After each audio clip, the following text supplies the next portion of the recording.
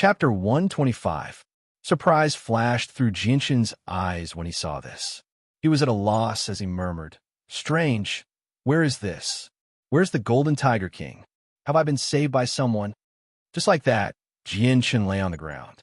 He only turned his head slightly and looked around. He calmed down very quickly. However, he thought about how the people of the Flame Mercenaries had used their lives to keep the Golden Tiger King busy in order to cover his escape. Jinshin felt sorrow when he thought of that. Although he had only known the Flame Mercenaries for less than a month, Jinshin had gotten along well with them during that time. He had already established a friendship with them.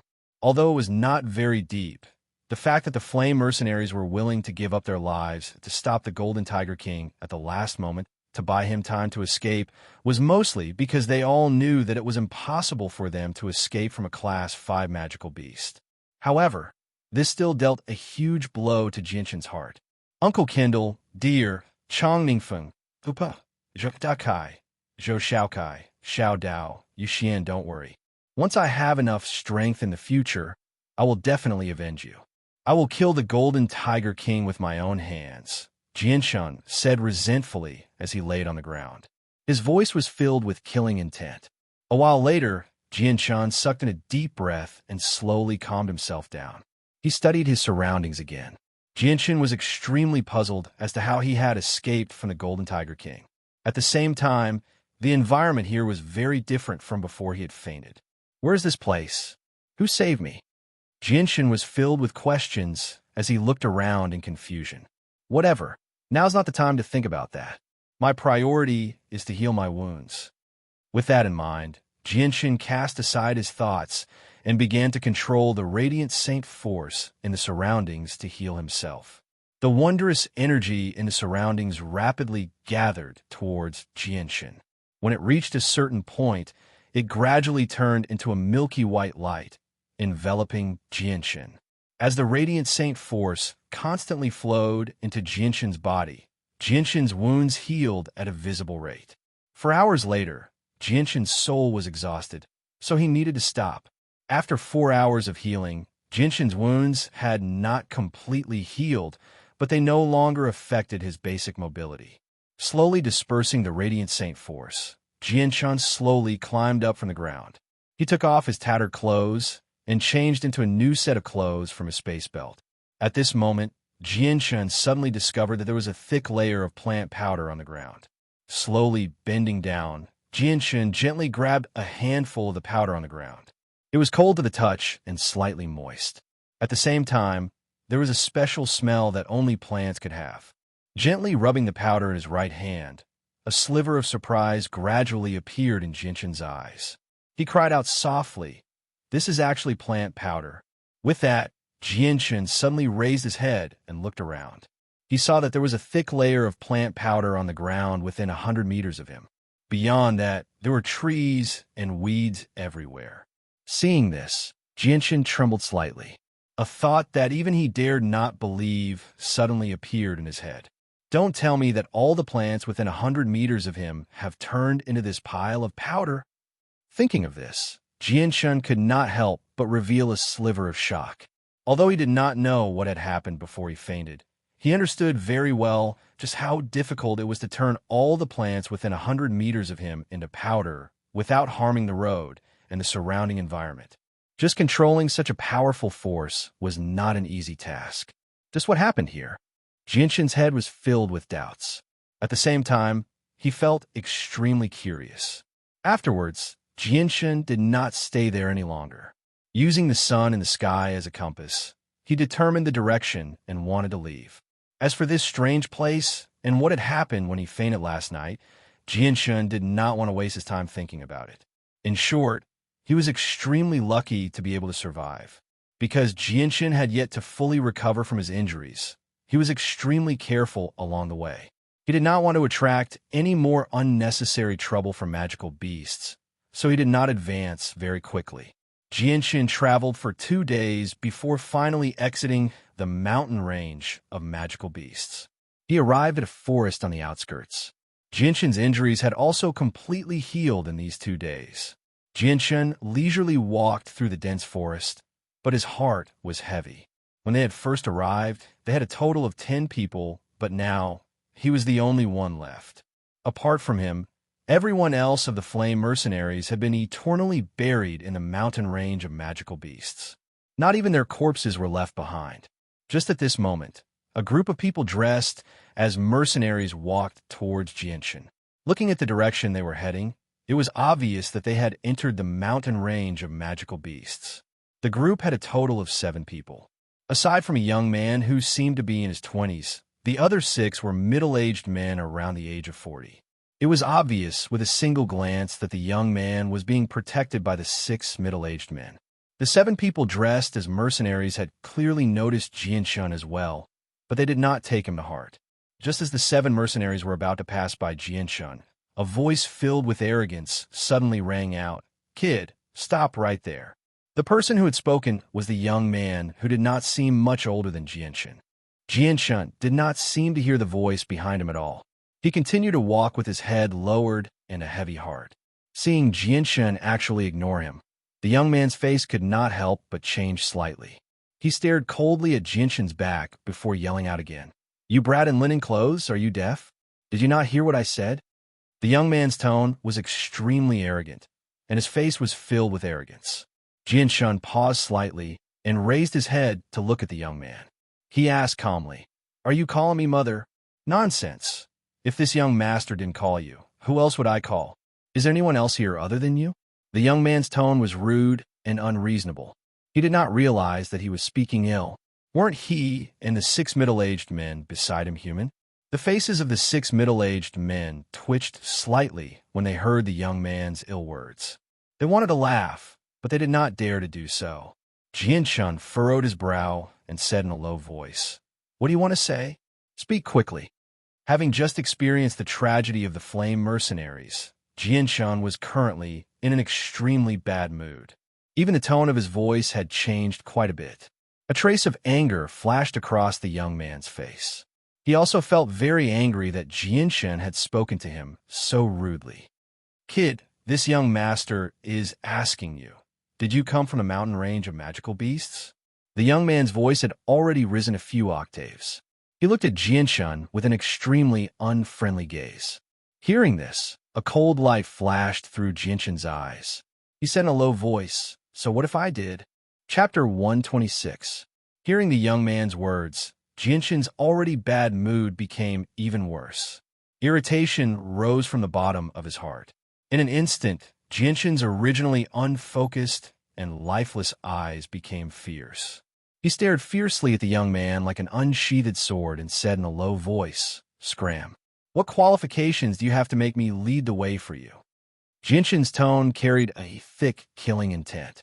As soon as Jianshan's voice fell, the expressions of the 6 middle-aged men around the young man changed slightly.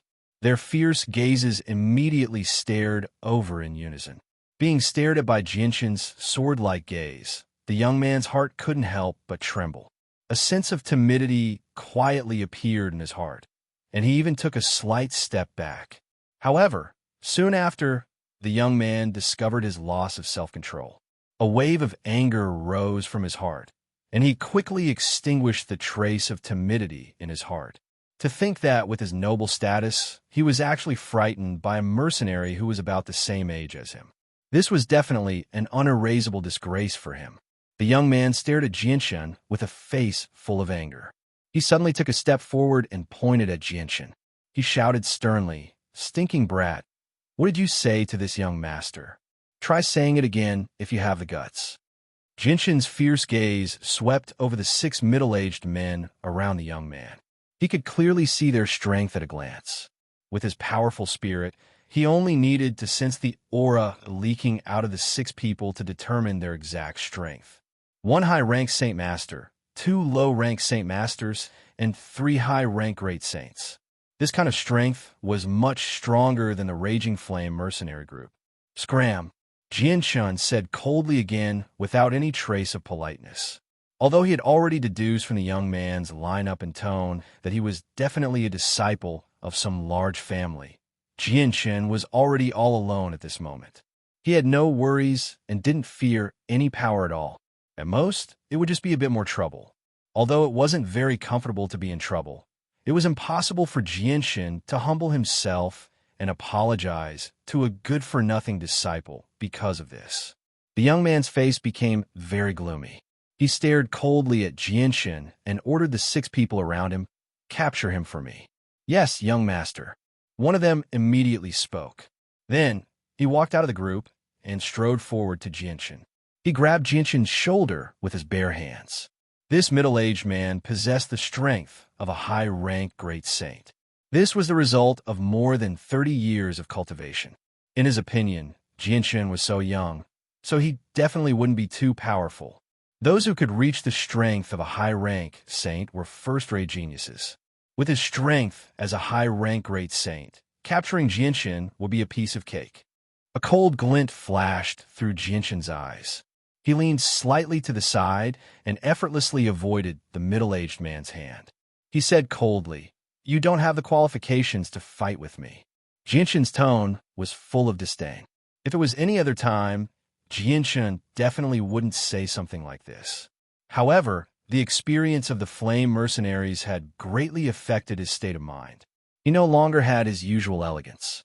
The young man's arrogant attitude caused Jianshan's already bad mood to become even more irritable. He even had the urge to kill someone from the depths of his heart. The middle-aged man's face immediately became unsightly when he heard Jianshan's humiliating words. He was a high-rank great saint, but not only was he unable to defeat a brat in his early 20s, he had even been mercilessly humiliated. This made him lose a lot of face, especially when there were a few companions standing guard behind him. One of them was a good-for-nothing disciple who could affect his future.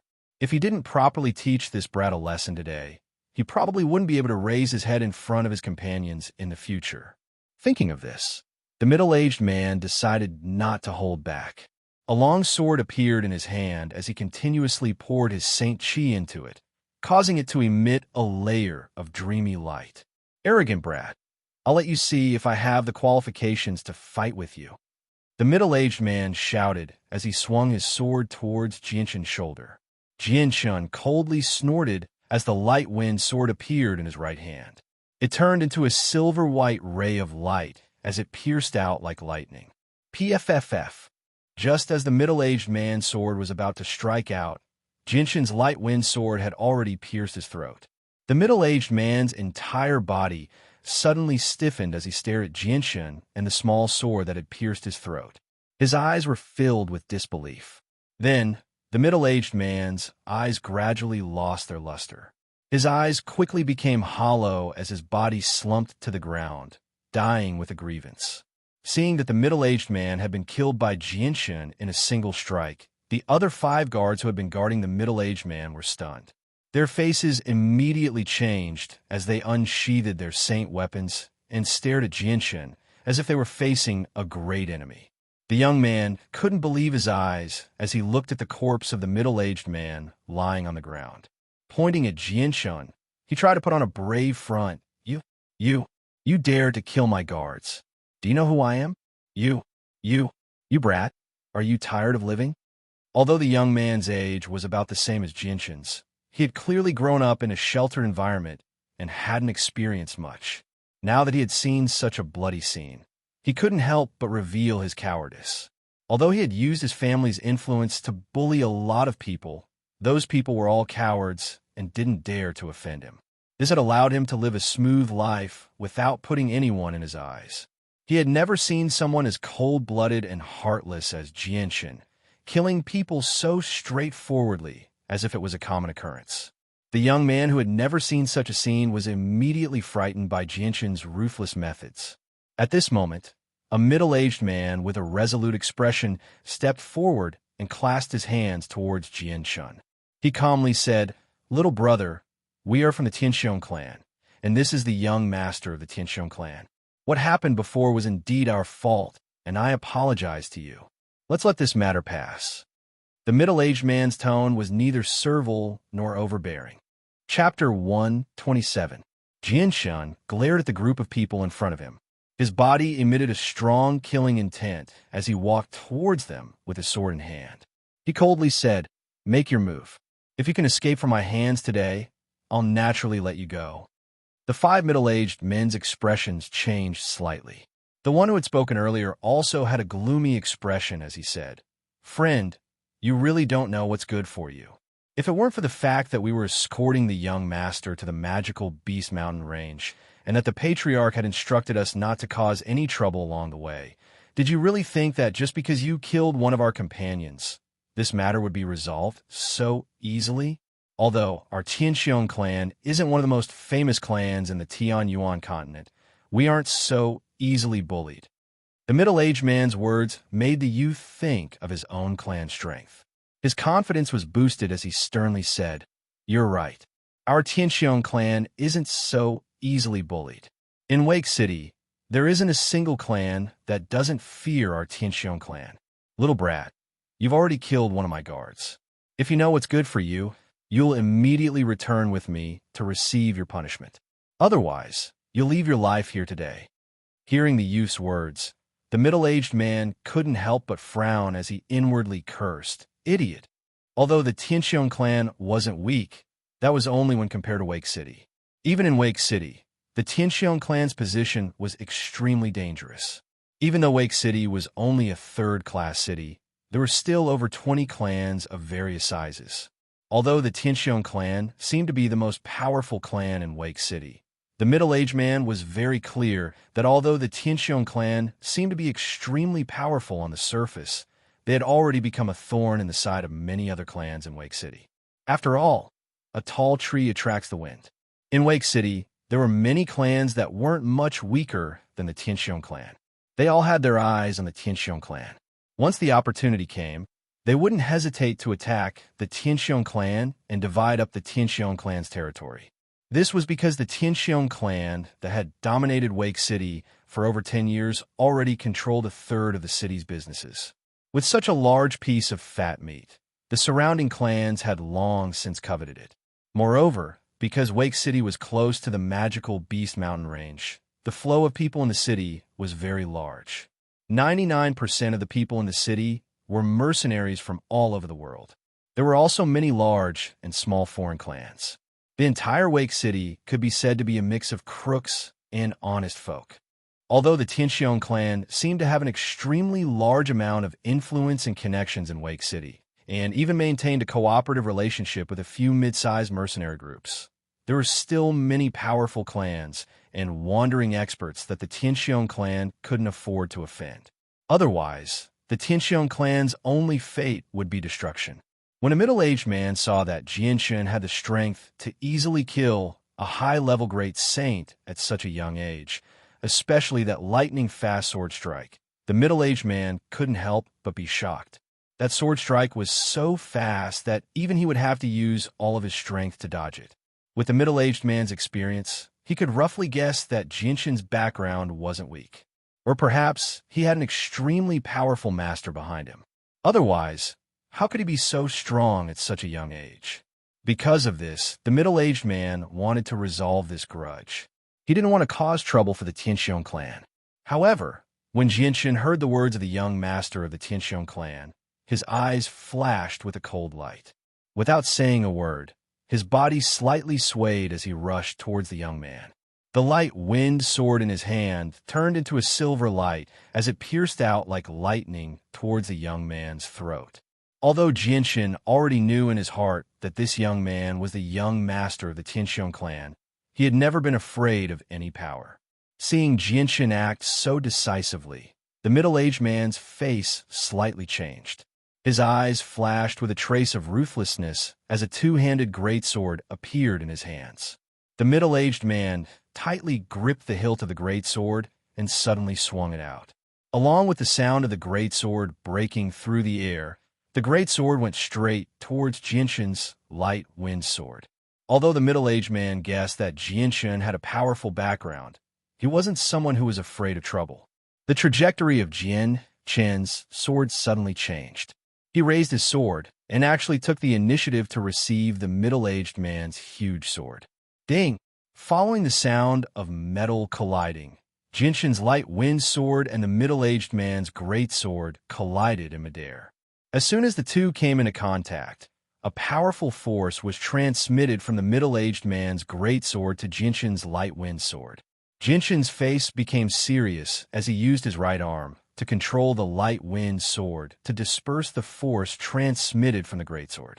At the same time, his feet quickly moved and he circled behind the middle-aged man. Using the advantage of his sword to its fullest, he began to attack the middle-aged man like a torrential storm. Jinshin's strength was increasing every day. At this time, he was able to fight head-on with the middle-aged man who was a high-level Saint Master. Of course, the main reason for this was because the middle-aged man wasn't a strength-type warrior. It was just that his Saint Chi was stronger than Jinshin's. As the two of them fought, the other 4 guards also surrounded the young master of the Tianxiong clan and quickly retreated.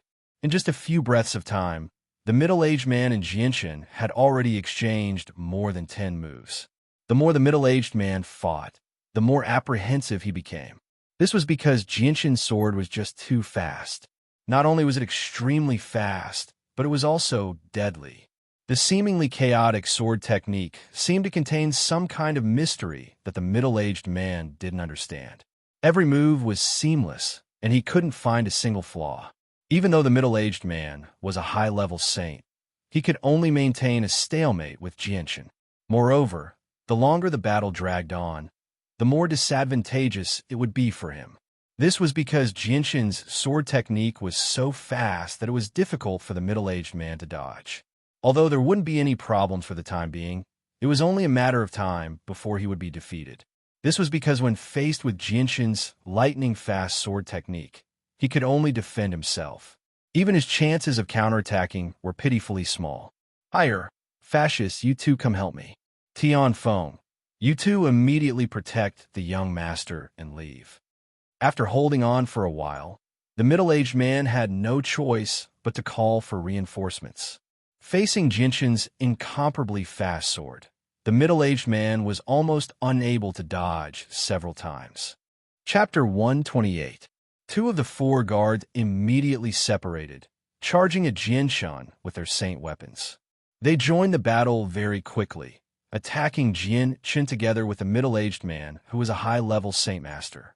The 2 guards who hurried over afterwards were precisely the only 2 initial-level sacred experts in the group. With the addition of these 2 initial-level sacred experts, the pressure on Jinshin immediately increased by quite a bit. However, with his profound footwork and swift sword, he was still evenly matched against the 3 sacred experts, not falling into any disadvantage at all. The young man also felt a trace of fear in his heart. Under the protection of the other 2 high-level Saint Masters, he quickly escaped and disappeared from sight. Although Jinshin sensed that the young man had left, he didn't chase after him. This was because the 3 primary Saint Masters in front of him wouldn't allow Jinshin to leave and harm the young master of the Tianxiong clan. Jinshin and the 3 Tianxiong clan guards fought fiercely in the forest. Many of the surrounding weeds and trees were affected by the shockwaves of their battle. The area was a mess, and there were even a few large trees that had been broken. After dodging another huge sword that came from the side, Jinshin unleashed a vicious attack against a middle-aged man with the strength of an early-stage Saint Master. He planned on killing them one by one. Following the sound of the air being pierced, Jinshin's light wind sword suddenly turned into a blur as it pierced towards the primary Saint Master several times. This forced the primary Saint Master's hands into a mess. In the end, Jinshin forced the primary Saint Master to reveal an opening. Taking advantage of this opening, the light wind sword in Jinshin's hand suddenly trembled.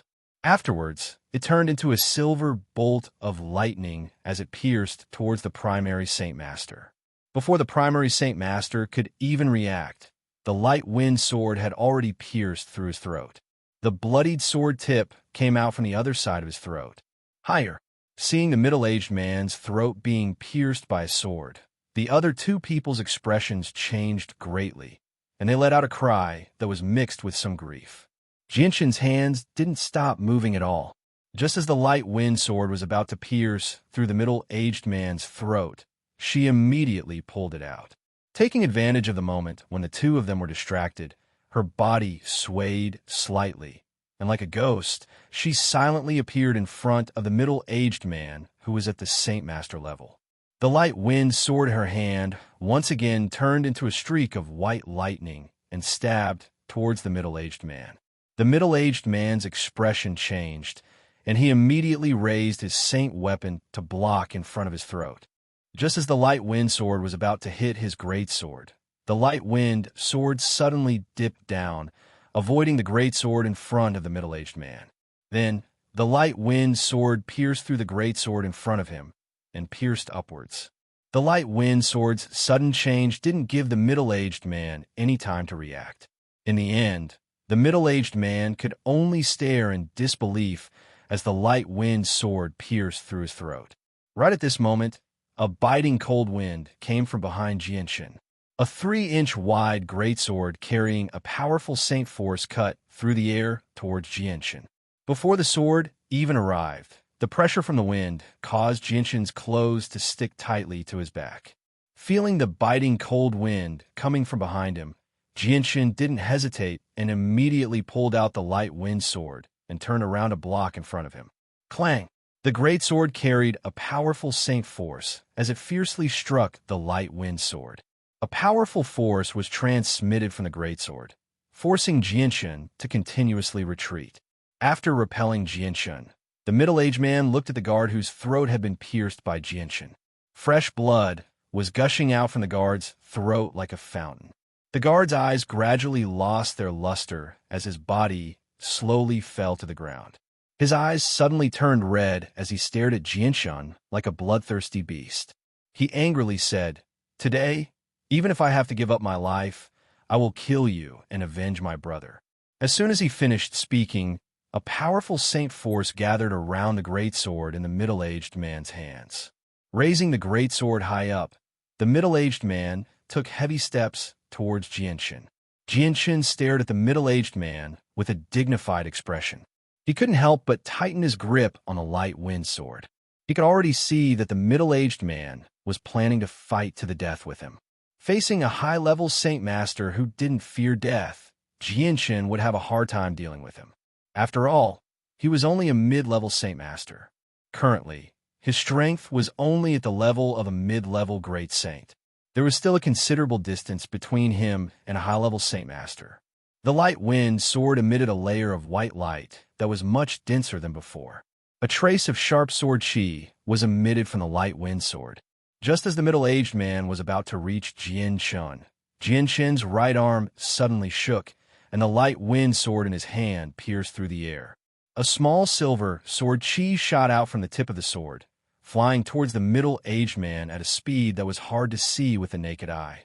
Facing this needle-sized sword chi, the middle-aged man didn't dare to be careless. The speed of the sword chi was extremely fast, and there was no time to dodge. Helpless, the middle-aged man could only use his great sword to fiercely chop down. When the light wind sword collided with Jianshin's sword chi, there wasn't the slightest bit of resistance. The great sword easily dispersed the sword chi. At this moment, Jianshin suddenly moved. His movements were like a ghost, and in the blink of an eye, he appeared in front of the middle-aged man. The light wind sword in his hand turned into a blur as he attacked the middle-aged man. The middle-aged man immediately withdrew his great sword and blocked Jianshin's attack. Soon after, the two of them began to fiercely fight again. In his previous life, Jianshin's swordsmanship had reached the pinnacle of perfection. Now that he was facing the middle-aged man, he was able to display the essence of his swordsmanship. Not only was the speed of his sword inconceivably fast, but it was also used to perfection. Even though the middle-aged man was much stronger than Jianshin, he couldn't last long against Jianshin's attacks and was once again forced into a defensive position. Jianshin continuously attacked the middle-aged man from different directions. The slender light wind sword had already turned into a blur, making it impossible to see the blade clearly. Under Jianshin's fast attacks, the middle-aged man found it more and more difficult to block. Moreover, every attack of the light wind sword was fatal. The middle-aged man didn't even have the chance to injure Jianshin. Right now, the middle-aged man's heart was filled with regret. At the same time, He hated the eldest young master of the Tianxiong clan. Originally, nothing should have happened, but the eldest young master of the Tianxiong clan didn't know the immensity of heaven and earth. He actually took the initiative to provoke this fiend in front of him. Not only did he cause trouble for no reason, but he also caused the death of 2 of his brothers who had been friends with him for more than 10 years. Even he himself had fallen into a dangerous situation. Chapter 129. The middle-aged man stared blankly at the small sword that had pierced his heart. He couldn't believe that a high-level Saint Master like him would actually die at the hands of a high-level Great Saint Master who wasn't even a high-level Great Saint Master. Moreover, this youth only looked to be in his 20s. Thinking about how he had cultivated for 50 years to reach his current level of strength, yet he couldn't even defeat a youth who looked to be in his 20s. In the end, because of the Tianxiong clan's young master, not only did he destroy his Saint Qi that he had cultivated for 50 years, he even lost his life in the wilderness. Thinking about this, the middle-aged man felt a burst of sorrow in his heart. As the life force in his body continued to flow away, the middle-aged man's bright eyes gradually dimmed. Finally, they turned into emptiness, and his burly body slowly fell to the ground. Jianshan slowly put away the light wind sword. The blood on the sword seemed to have a life of its own as it flowed towards the tip of the sword. Finally, it turned into drops of blood that dripped down from the tip of the sword. Because of the battle between the 3 people, the ground had already become moist and bumpy. Jianshan slowly took a few deep breaths. Killing 2 low-level Saint Masters and 1 high-level Saint Master had consumed quite a bit of his energy. Facing 3 opponents who were far stronger than him, Jianshan had already gone all out. If it wasn't for the fact that his strength had increased a lot after reaching the mid-level Great Saint realm, he would have needed to spend a lot more time to kill these 3 Saint Masters. However, after killing the 3 people, Jianshan's sorrow from the deaths of Captain Kindle and the others was surprisingly diluted by quite a bit. Jianshan calmly looked at the 3 corpses. Finally, his eyes landed on the 3 space belts on their waists. After a slight hesitation, he slowly walked forward and removed the belts one by one to check the items inside. Due to the fact that Jianshan had spent 100 times more on his own cultivation than other people, he urgently needed a large amount of demon cores. With the high price of demon cores, Jianshan obviously didn't have the money to buy them. Therefore, if he wanted to obtain demon cores, he could only obtain them by killing demon beasts or robbing dead people.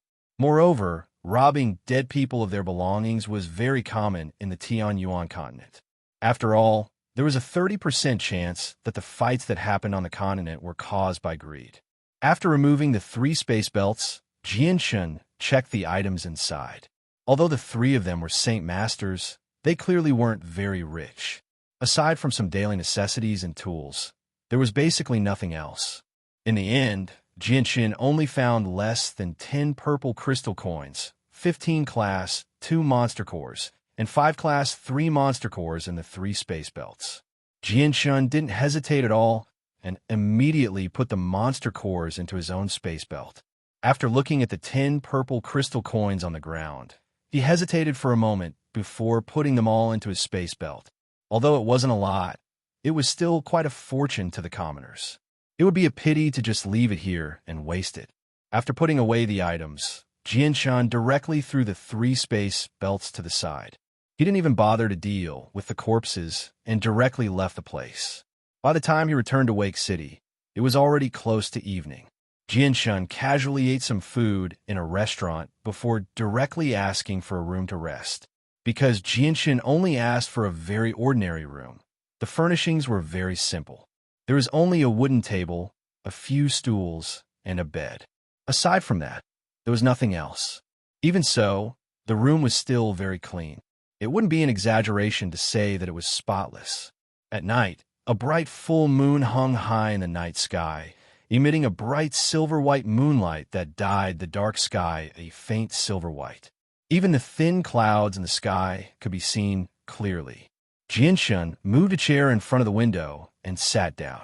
He raised his head to look at the bright full moon in the sky and sank into deep thought. Perhaps it would be more appropriate to say that he was in a daze. In Jianshan's mind, He continuously recalled the 2 days when the Flame mercenary group had been chased by the Class 5 Golden Fur Tiger King.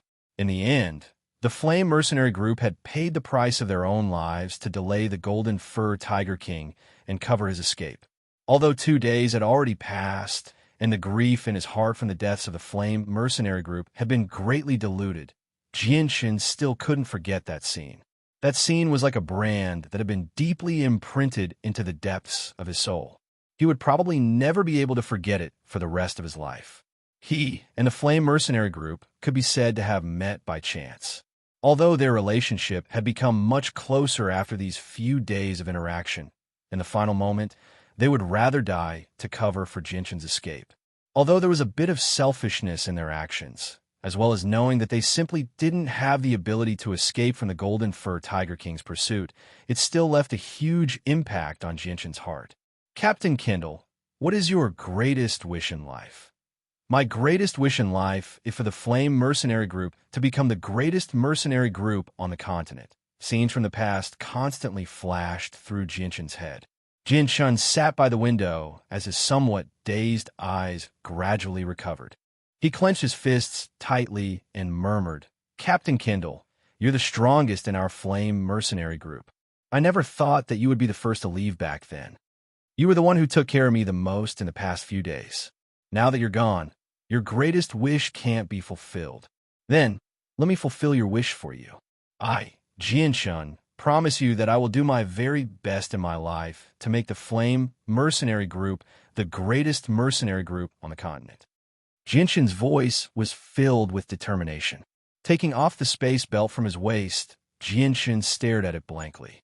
He could not help but think about what Captain Kindle had said when he passed the belt to him. "Jinshin, don't refuse.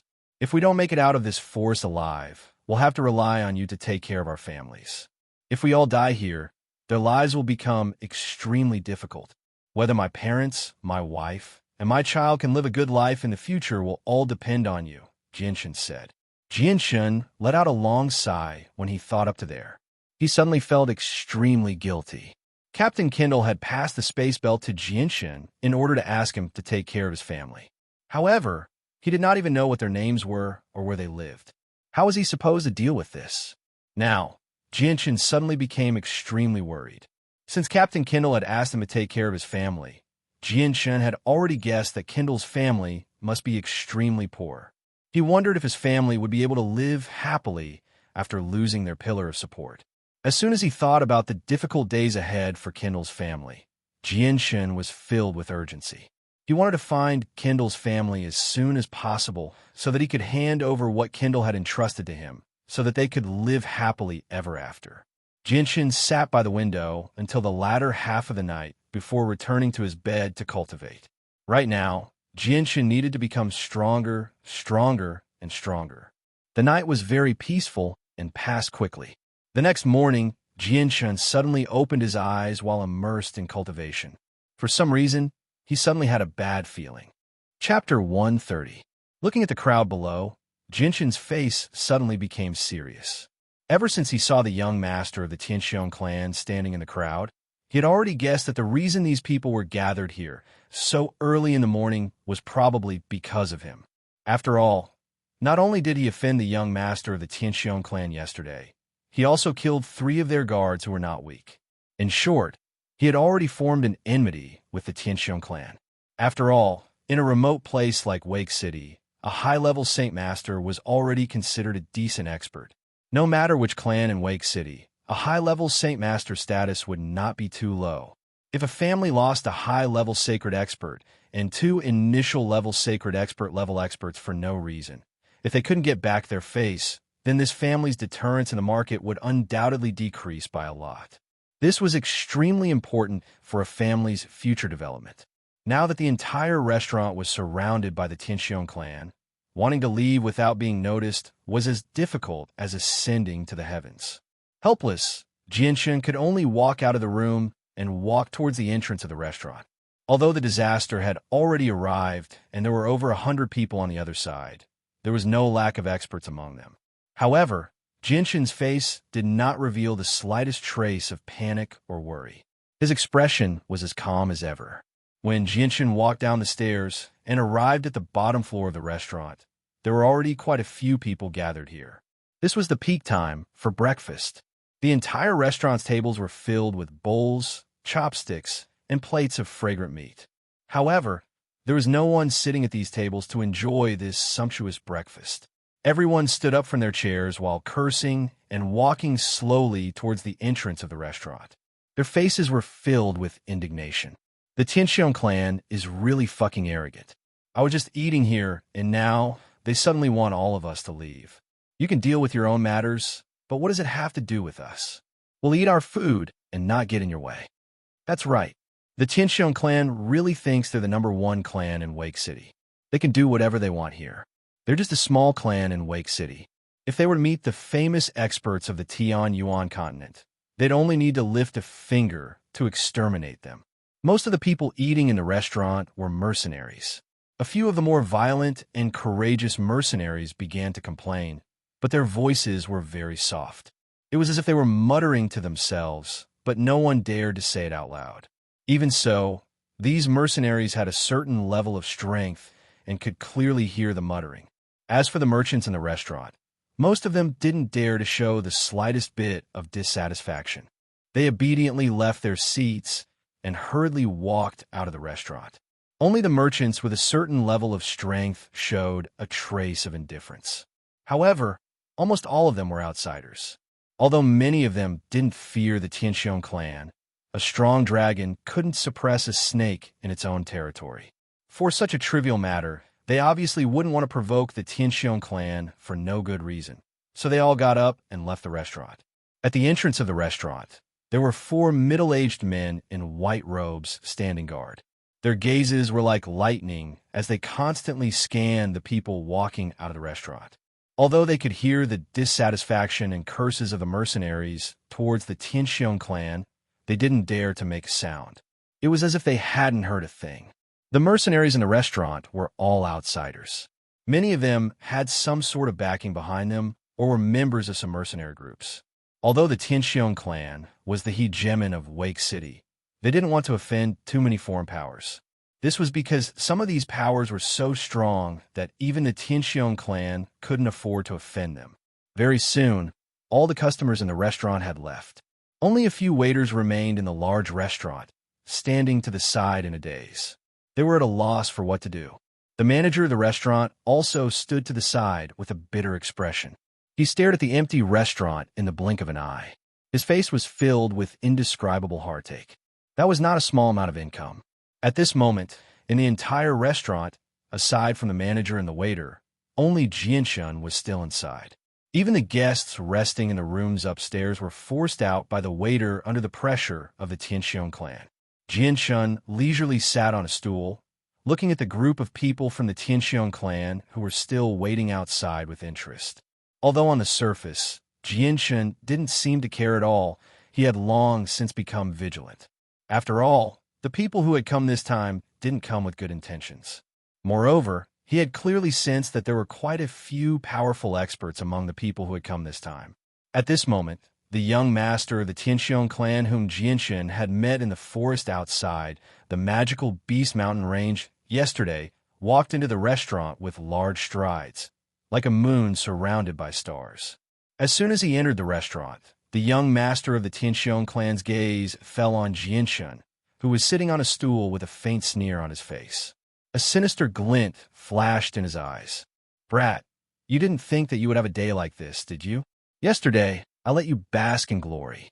Today, I'll make you pay with interest." The young master of the Tianxiong clan stared at Jianshun with a cold smile. "How is it? Are you afraid? Do you regret it?" Following the young master's words, the group of people from the Tianxiong clan standing behind him turned their sharp gazes one after another towards Jianshun. Jianshun disdainfully snorted. His gaze slowly swept over the group of people standing behind the young master of the Tianxiong clan and said, "Don't tell me that you think you can scare me with just these few people. You're a bit too confident." The young master of the Tianxiong clan coldly laughed. "You're even more arrogant than I thought. However, I can't help but admire your ability to talk big. At this moment, you actually didn't try to absolve yourself or kneel down and beg for forgiveness. Don't tell me that you think that in front of so many experts of the Tianxiong clan, you still have a chance of escaping today. Moreover, this time, I brought no less than 100 people. The young master of the Tianxiong clan was incomparably confident. From his point of view, it seemed that he had already eaten Jinshin today. Hearing these words, Jinshin's face couldn't help but reveal a trace of smile. Right now, he suddenly felt that talking with this kind of hedonistic young master who hadn't seen the world was an extremely interesting thing. Then do you believe that not only will I be able to leave today, but I'll also be able to make you suffer heavy casualties? Jinshin's tone gradually became gloomy. Chapter 131. Hearing Jinshin's arrogant words, the young master of the Tianxiong clan couldn't help but laugh out loud. He looked at Jinshin as if he was looking at an idiot and sneered. Just you? Fine then. I want to see just how you'll escape from our encirclement. Let's see if you have the ability to make our Tianxiong clan suffer heavy losses. Among the 100 people that the young master of the Tianxiong clan had brought, half of them were great saints. As for saint masters, there were more than 10 of them. He didn't believe that Jinshin alone could escape from their encirclement. After he finished speaking, the young master of the Tianxiong clan didn't want to waste any more words with Jinshin. He waved his hand and said, "Go, capture him for me. This young master will definitely teach this arrogant brat a lesson." The middle-aged men standing beside the young master of the Tianxiong clan looked at each other. One of them coldly smiled and said, "Just a brat. Why do we need to take action?" After he finished speaking, he turned around and pointed at the Tianxiong clan's people. He used a commanding tone and said, "You guys go and capture that brat for me." Yes. The group of people named by the middle-aged man didn't hesitate at all. They immediately walked out of the crowd and stopped 10 meters away from Jinshin.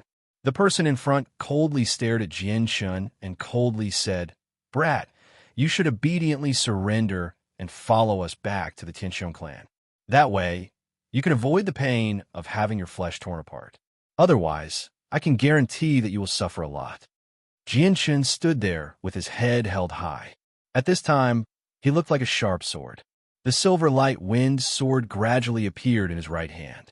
Holding the divine sword, Jinshin's entire aura suddenly changed.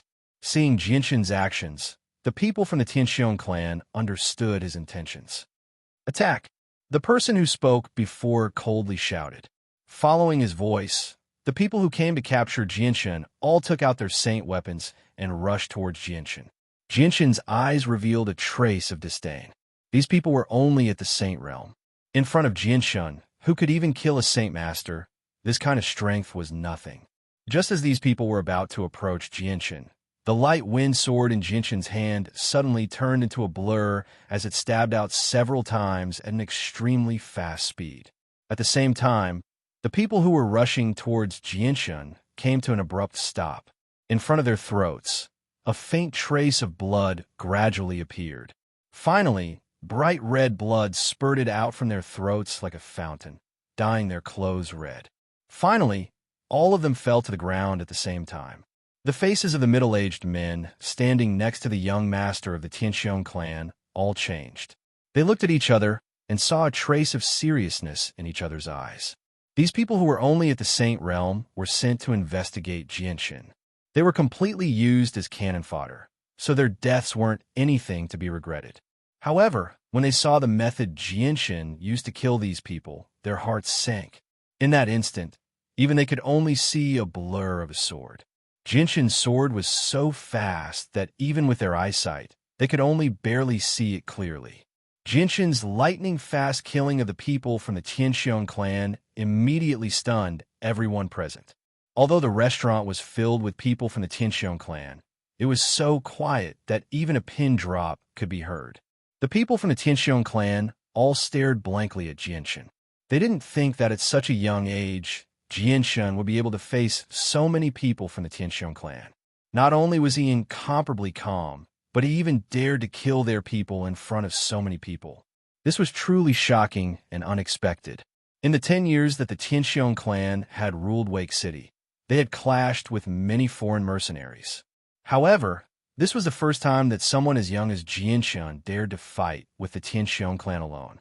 After hesitating for a moment, a middle-aged man wearing a white robe, standing next to the young master of the Tianxiong clan, said, "Sir, where do you come from? Who is your master? Why do you want to go against our Tianxiong clan?" Jianshun was so young and already so strong. This caused many of the experts from the Tianxiong clan to guess who was behind Jianshun. They were all worried that Jianshun had some kind of power behind him that they couldn't afford to provoke. Otherwise, if they made a move against Jianshun today, it would bring a lot of trouble to the Tianxiong clan. This was because the Tianxiong clan that had ruled Wake City for more than 10 years might even be destroyed because of this. This wasn't an outcome that they wanted to see. Although many of them were hired guards at high price by the Tianxiong clan and weren't members of the Tianxiong clan, the Tianxiong clan had treated them well. Moreover, they had been with the Tianxiong clan for a long time and had developed feelings for the clan. Therefore, they didn't want to bring the Tianxiong clan to eternal damnation over such a small matter. Jianshun coldly laughed. With the memories of his previous life, his experience wasn't any worse than those of the older generation. From a middle-aged man's words, he could already guess what the Tianxiong clan's people were afraid of. "I come and go alone. You don't need to care where I come from. As for who my master is, I'm sorry, but I still haven't had a master yet. Finally, it seems that your Tianxiong clan took the initiative to provoke me. When did it become me going against the Tianxiong clan?" Jianshun coldly laughed. Hearing Jianshun's words, the middle-aged men let out a sigh of relief. The one who had spoken before continued, "You should come back with us to the Tianxiong clan. Otherwise, when we start fighting, we won't hold back. If you lose an arm or a leg, that wouldn't be good."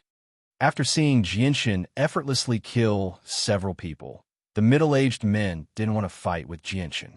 Although they were confident that they could take down Jianshun, Jianshun's lightning-fast sword made them feel quite afraid. If they were injured, then the gains wouldn't make up for the losses. Therefore, if they could bring Jianshun back without expending any effort, they would be more than happy to do so. "In your dreams," Jianshun coldly laughed.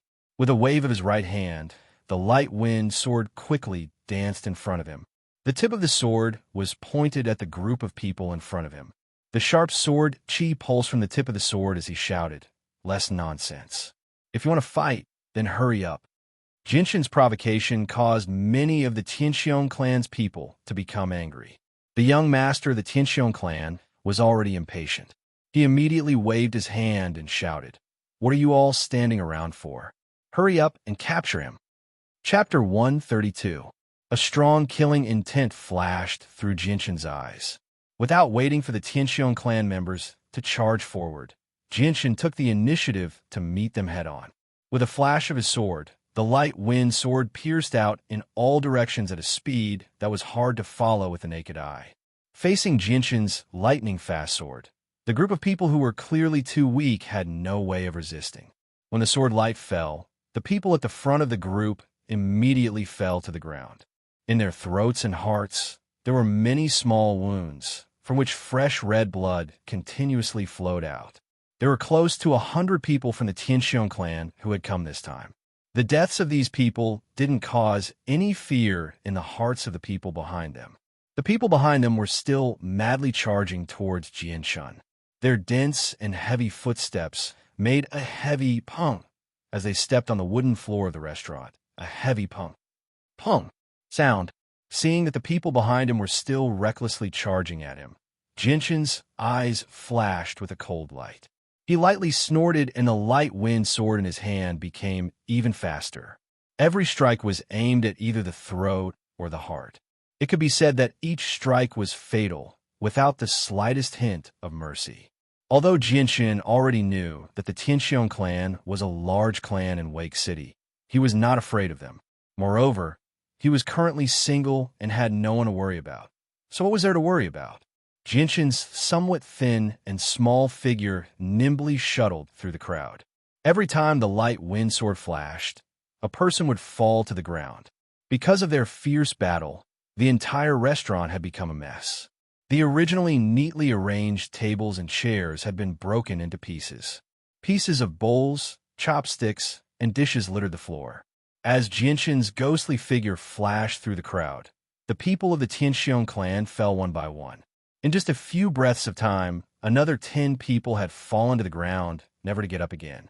It was as if Jianshan had a pair of eyes on his back. He was able to observe the situation in all directions.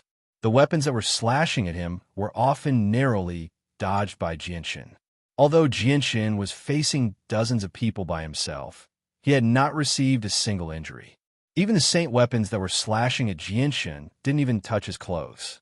Seeing his own clan members fall one by one, while Jianshan remained unscathed, the young master of the Tianxiong clan couldn't help but frown. His expression was filled with dissatisfaction as he cursed, "A bunch of trash, trash. All of you are rice buckets. I never thought that my father would raise such a bunch of trash. Dozens of people can't even catch a single person." As he spoke, the young master of the Tianxiong clan turned his head slightly and looked at the middle-aged men standing beside him. He used a commanding tone to shout, "What are you guys still standing there for? Hurry up and catch that brat for me. Once we bring him back, I'll definitely let him have a taste of this young master's power. Those who offend me never have a good ending. You're no exception." A cold glint flashed through the young master's eyes. The middle-aged men who were shouted at by the young master of the Tianxiong clan were the strongest in the group. With their status, even if they were placed in the Tianxiong clan, they would still receive a certain amount of respect. However, the young master of the Tianxiong clan didn't give them any face at all, causing them to frown. Their eyes revealed a trace of displeasure. The middle-aged men looked at each other, and one of them said, "Although this person doesn't look very old, he's extremely strong. With the movement technique he's using and that extremely fast sword, I'm afraid that even if we were to face him, it would be a little troublesome. Not only is his sword unbelievably fast, every single one of his attacks is fatal. Those who died at his hands either had their throats pierced through or their chests pierced through their hearts. From this, it can be seen that this person isn't that simple. If we were to face him directly now, it would be a very unwise choice. We might even be injured because of this, so I think we should get some people to exhaust his saint force first. Once he's exhausted too much of his saint force, we'll make a move and capture him." "That's right. I agree with this proposal." The middle-aged man's words quickly gained the approval of the others. Although this would increase the casualties of the Tianxiong clan, this responsibility was all on the young master of the Tianxiong clan. It had nothing to do with the guards. Moreover, they weren't willing to risk their lives for a spoiled young master who had never put them in his eyes. As long as they could protect themselves, it didn't matter even if all the people they brought today died. Next, another group of people entered the restaurant and charged towards Jianshan. These people who came this time were all great saints. Naturally, they were much stronger than the previous group of people who were only saints. Jianshan soon engaged in a fierce battle with this group of people with great saint strength. Facing a group of great saints besieging him from all directions, the pressure on Jianshan suddenly increased a lot. He was no longer as calm as before. As the battle became more and more intense, the entire restaurant had already become unrecognizable. The surrounding walls were already filled with holes, and the entire restaurant was on the verge of collapse. Outside the restaurant, there was already a large crowd of people who were watching the show. They were all discussing the battle that was taking place inside the restaurant. Inside the restaurant, the light wind sword turned into a streak of white light and pierced through the chest of a great saint, piercing through his heart. Then Jianshan ruthlessly kicked the great saint in the chest, sending him flying. The great saint crashed into the already tattered walls of the restaurant, creating another large hole. The entire restaurant violently shook as it swayed more and more fiercely. In the end, it even let out a slight creaking sound. Jianshan's body slightly swayed as he dodged 3 saint weapons. His eyes quickly swept over the swaying restaurant, and without any hesitation, he jumped out of the hole created by the great saint and landed on the main street. "Chase him, don't let him escape." Seeing Jianshan leave the restaurant, the young master of the Tianxiong clan immediately shouted. Just as the young master of the Tianxiong clan finished speaking, the faces of the middle-aged men beside him changed. One of them immediately said, "Not good. The restaurant is about to collapse. Quickly escort the young master away." Immediately, One of the middle-aged men grabbed the young master of the Tianxiong clan by the shoulder and quickly flew out of the restaurant. The other middle-aged men didn't slow down and quickly follow behind. Just as they left the restaurant, the entire restaurant suddenly collapsed. Immediately, some of the Tianxiong clan members who hadn't managed to escape in time were buried under the rubble. Chapter 133. Young Master, be careful. When the middle-aged men standing next to the young master of the Tianxiong clan sensed the silver light, their expressions changed drastically. However, the silver light was too fast, and it was only a meter away from the young master's throat. At such a close distance, it was already too late for them to save him. Facing the silver light that was as fast as lightning, the young master of the Tianxiong clan didn't even have time to react before his throat was pierced by the light wind sword. The young master's eyes were wide open as he stared at the light wind sword that had pierced his throat. His eyes were filled with disbelief and unwillingness. He never would have thought that provoking a small mercenary on his way to the magical Beast Mountain range would actually cost him his life. If he had known earlier, he wouldn't have dared to provoke Jianshan. Unfortunately, there was no medicine for regret in this world. Right now, his fate was sealed, and he would never be able to change the magical Beast Mountain range. Looking at the light wind sword that had pierced the young master's throat, the middle-aged men beside him paled. They knew that this young master was the only son of the Tianxiong clan's current patriarch. He was the most favored son of the Tianxiong clan, and was also the future successor of the Tianxiong clan. Now that the young master of the Tianxiong clan had been killed in front of them, they couldn't imagine how crazy the patriarch of the Tianxiong clan would become after hearing this news. They also couldn't imagine what kind of punishment the patriarch of the Tianxiong clan would receive. Thinking about the severity of the patriarch of the Tianxiong clan, the middle-aged men couldn't help but shiver. They all looked at Jianshan with eyes full of anger. If they couldn't bring Jianshan back today, they wouldn't be able to answer to their superiors. Little brat, you actually killed the young master. Prepare to die. The middle-aged men didn't hesitate and immediately took out their saint weapons to attack Jianshan. At the same time, one of them shouted, "Men of the Tianxiong clan, immediately surround the area. Don't let him escape." The middle-aged men's status in the Tianxiong clan wasn't low. Hearing their orders, the other members of the Tianxiong clan didn't hesitate and immediately spread out to surround the battlefield. At the same time, some of the people who had come to watch the show were pushed far away. In the ruins of the collapsed restaurant, there were people who were crawling out in a sorry state and immediately joined the crowd surrounding the site. The surrounding crowd had also witnessed the scene of the young master of the Tianxiong clan being killed. Everyone was clear on the severity of this matter. In order to avoid drawing fire to themselves, each and every one of them tactfully retreated a certain distance. At such a sensitive time, no one was willing to take the initiative to start a conflict with the Tianxiong clan. Otherwise, the death of the young master of the Tianxiong clan would have something to do with them. After killing the young master of the Tianxiong clan, Jianshan immediately began to fight with the other middle-aged men. These middle-aged men all had the strength of a saint master, and 3 of them had already reached the high level of a saint master. Facing several saint masters, Jianshan felt the pressure increase by a lot, forcing him to use his full strength. Jianshan and the middle-aged men exchanged a few blows. Finally, Jianshan's endless barrage of attacks had forced one of his opponents to panic. Taking advantage of this opportunity, Jianshan stabbed out with his light wind sword, directly piercing through his opponent's heart.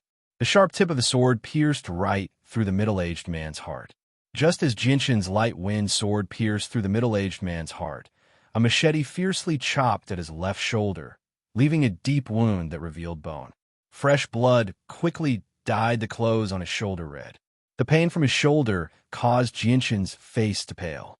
He immediately pulled out his light wind sword and stabbed towards the middle-aged man holding the machete. Seeing the light wind sword flying towards him, the middle-aged man with the machete had a very serious expression on his face. He immediately moved his machete in front of him to block the light wind sword as he quickly retreated. Ding! The light wind sword's sharp tip pierced the middle-aged man's machete, and the sword sheath from the tip of the light wind sword left a clear mark on the smooth surface of the machete. The sharp sound of something breaking through the air suddenly rang out, and 5 different weapons simultaneously slashed towards Jinshin's vitals from different directions, sealing off all of Jinshin's escape routes. The powerful Saint force from the weapons actually caused the surrounding air to slightly fluctuate. Jinshin's eyes flashed with a cold light, and the light wind sword's surface became even more hazy. In an instant, it turned into a blur and stabbed out 5 times. Ding, ding, ding, sounds rang out as the light wind sword collided with the 5 Saint weapons. Although the light wind sword blocked the 5 Saint weapons, Jinshin's face also became pale. His right hand that was holding the sword was also slightly trembling. This attack could be said to be the full power of the 5 Saint weapons, so it wasn't easy to block. The Saint force from the 5 Saint weapons not only caused Jinshin's entire right arm to go numb, but it also caused his internal organs to be slightly shaken. Angry roars rang out once again as the Saint Masters didn't give Jinshin any time to breathe. They once again attacked Jinshin. The coordination between the Saint Masters was very ingenious. Even if there was an opening, Jinshin wouldn't be able to kill any of them without injuring himself. Jinshin's eyes revealed a trace of ruthlessness. This time, facing the 5 Saint weapons, he didn't try to dodge. Instead, the light wind sword in his hand suddenly turned into a silver bolt of lightning as it pierced towards the nearest Saint weapon. Pooh! The light wind sword didn't meet any resistance as it pierced deeply into the Saint weapon's throat. At the same time, the 5 Saint weapons were about to land on Jinshin's body. The powerful Saint force from the Saint weapons caused Jinshin's clothes to stick tightly to his body. In the time it took for a spark to fly off a piece of flint, Jinshin slightly twisted his body and narrowly dodged 3 of the Saint weapons. However, the other 2 Saint weapons landed solidly on Jinshin's back and waist. Jinshin groaned as his originally pale face became even paler. He immediately pulled out the light wind sword from the Saint Master's throat and quickly glanced at the Saint Masters around him. He didn't want to continue fighting and quickly ran away.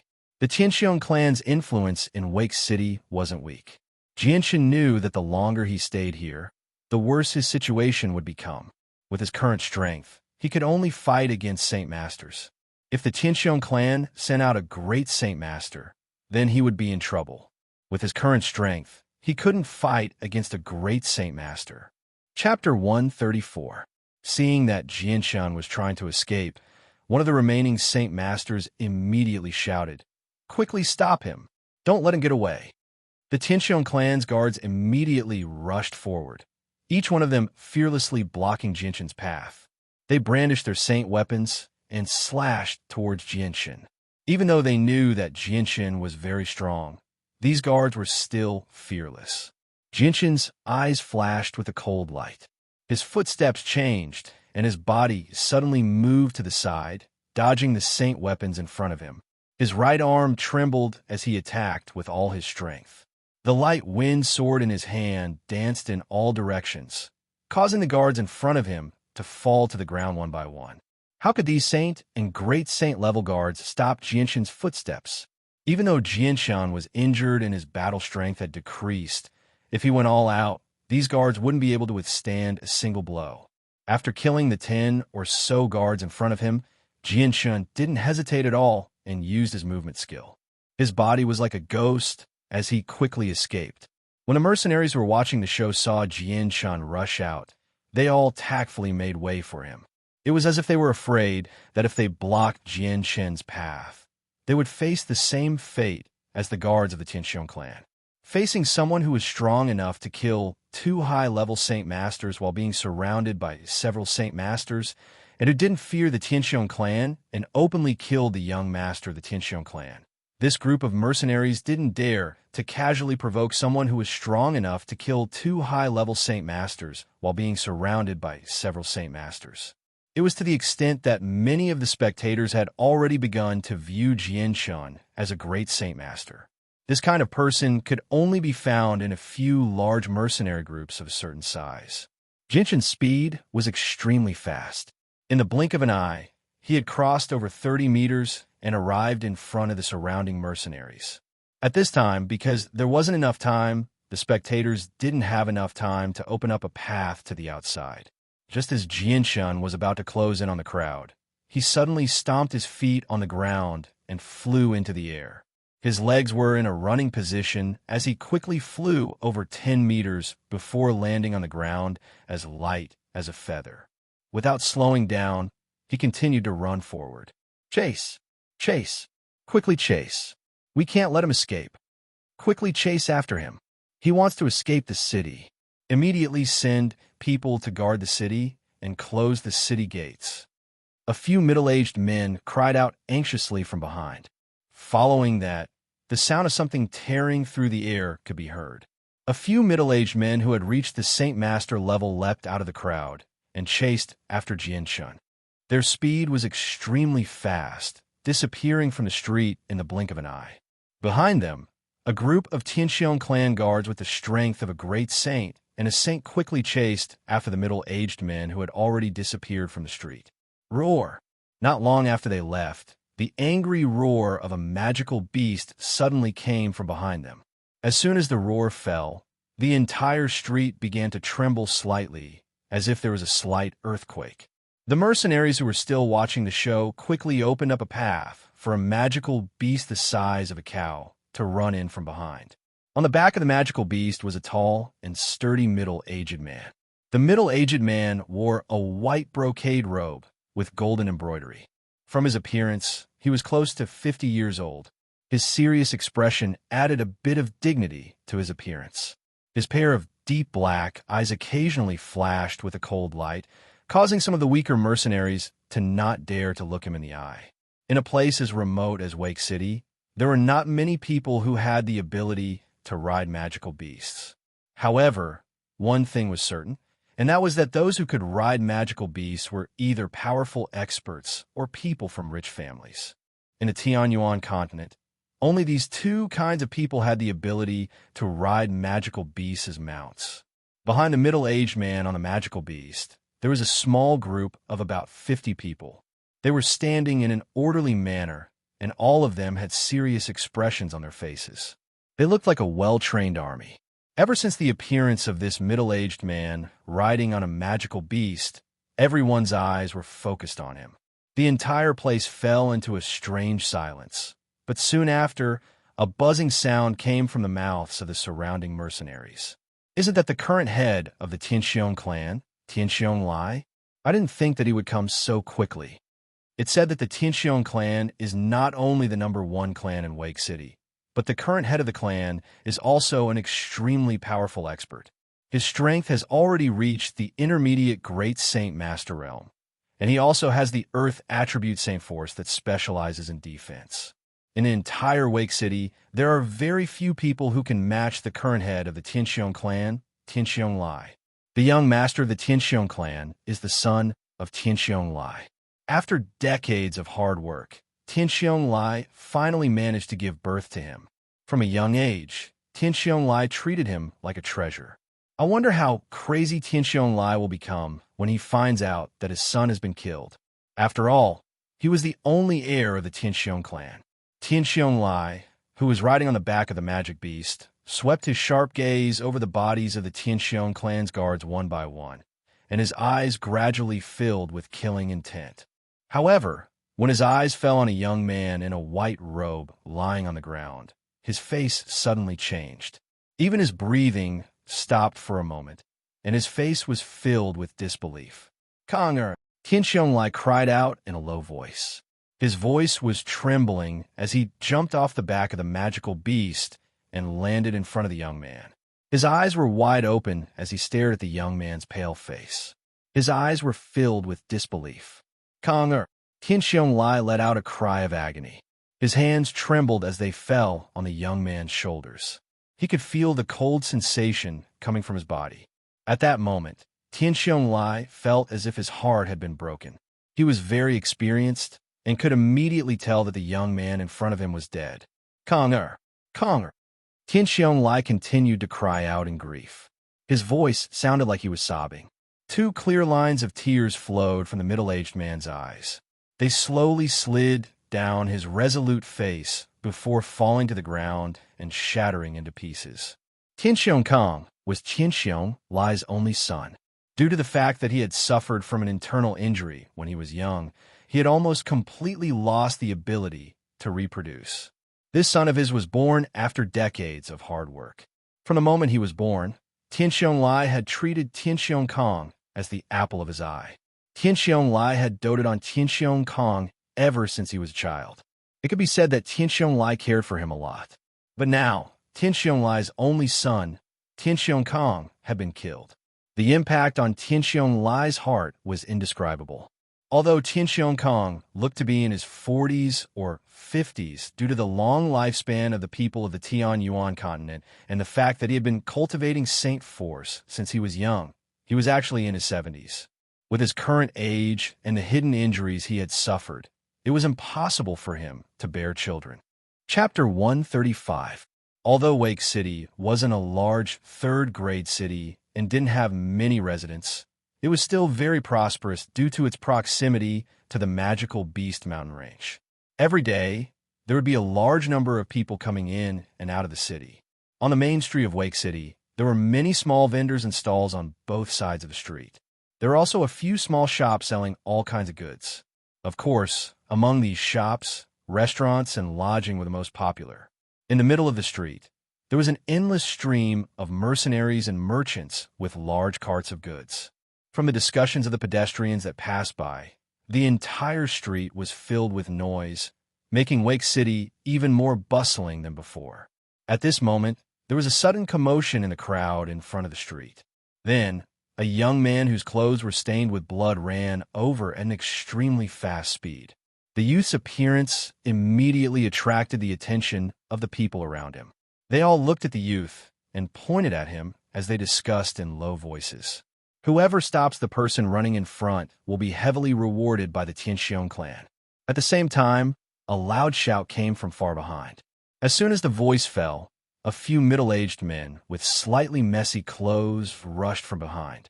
They chased after the young man in front of them at a speed that was not much slower than the young man in front of them. Tianxiong clan, they are actually people from the Tianxiong clan. The Tianxiong clan is the #1 clan in Wake City. I don't want to provoke anyone who dares to offend the Tianxiong clan in Wake City. Hearing the middle-aged man's words, many of the mercenaries began to discuss in low voices. However, none of them stepped forward to stop the youth who was running away. This youth was none other than Jian Shun, who had just killed the young master of the Tianxiong clan and his many guards and was planning to flee. Jian Shun quickly ran in the direction of the city gates. Along the way, whenever he encountered any obstacles, he would immediately leap onto the roofs and vault over the walls. His speed could be said to be extremely fast. Even so, the Saint experts chasing him still followed closely behind him. However, due to Jinshin's profound movement technique, he had the advantage in speed. Thus, even though the middle-aged men were much stronger than Jinshin, they were still unable to catch up to him. Unless one of them had Wind Saint Force or was an expert at the Great Saint Realm, their speed could only keep up with Jinshin's.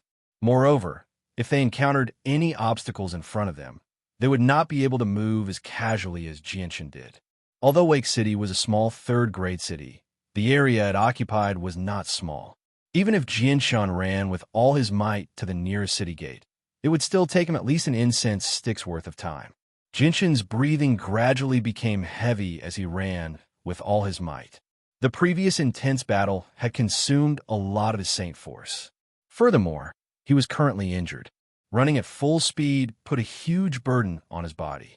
Furthermore, the intense movement of his body had affected his injuries. The waves of pain that came from his injuries were a severe test for Jinshin's nerves. In front of him, the tall and majestic city walls were faintly visible. It was so beautiful that he could even vaguely make out the soldiers standing on top of them. Right now, he was less than 5 kilometers away from Wake City's walls. As for the Saint experts of the Tianxiong clan, they were already 50 meters away from Jinshin. Seeing the city walls in front of him becoming clearer and clearer, Jinshin couldn't help but relax a bit. However, his speed didn't decrease in the slightest. In his heart, he was clear that the Tianxiong clan's influence in Wake City was enormous. With his current strength, he wasn't strong enough to face the entire Tianxiong clan head-on. Right now, the only thing he could do was to escape from Wake City.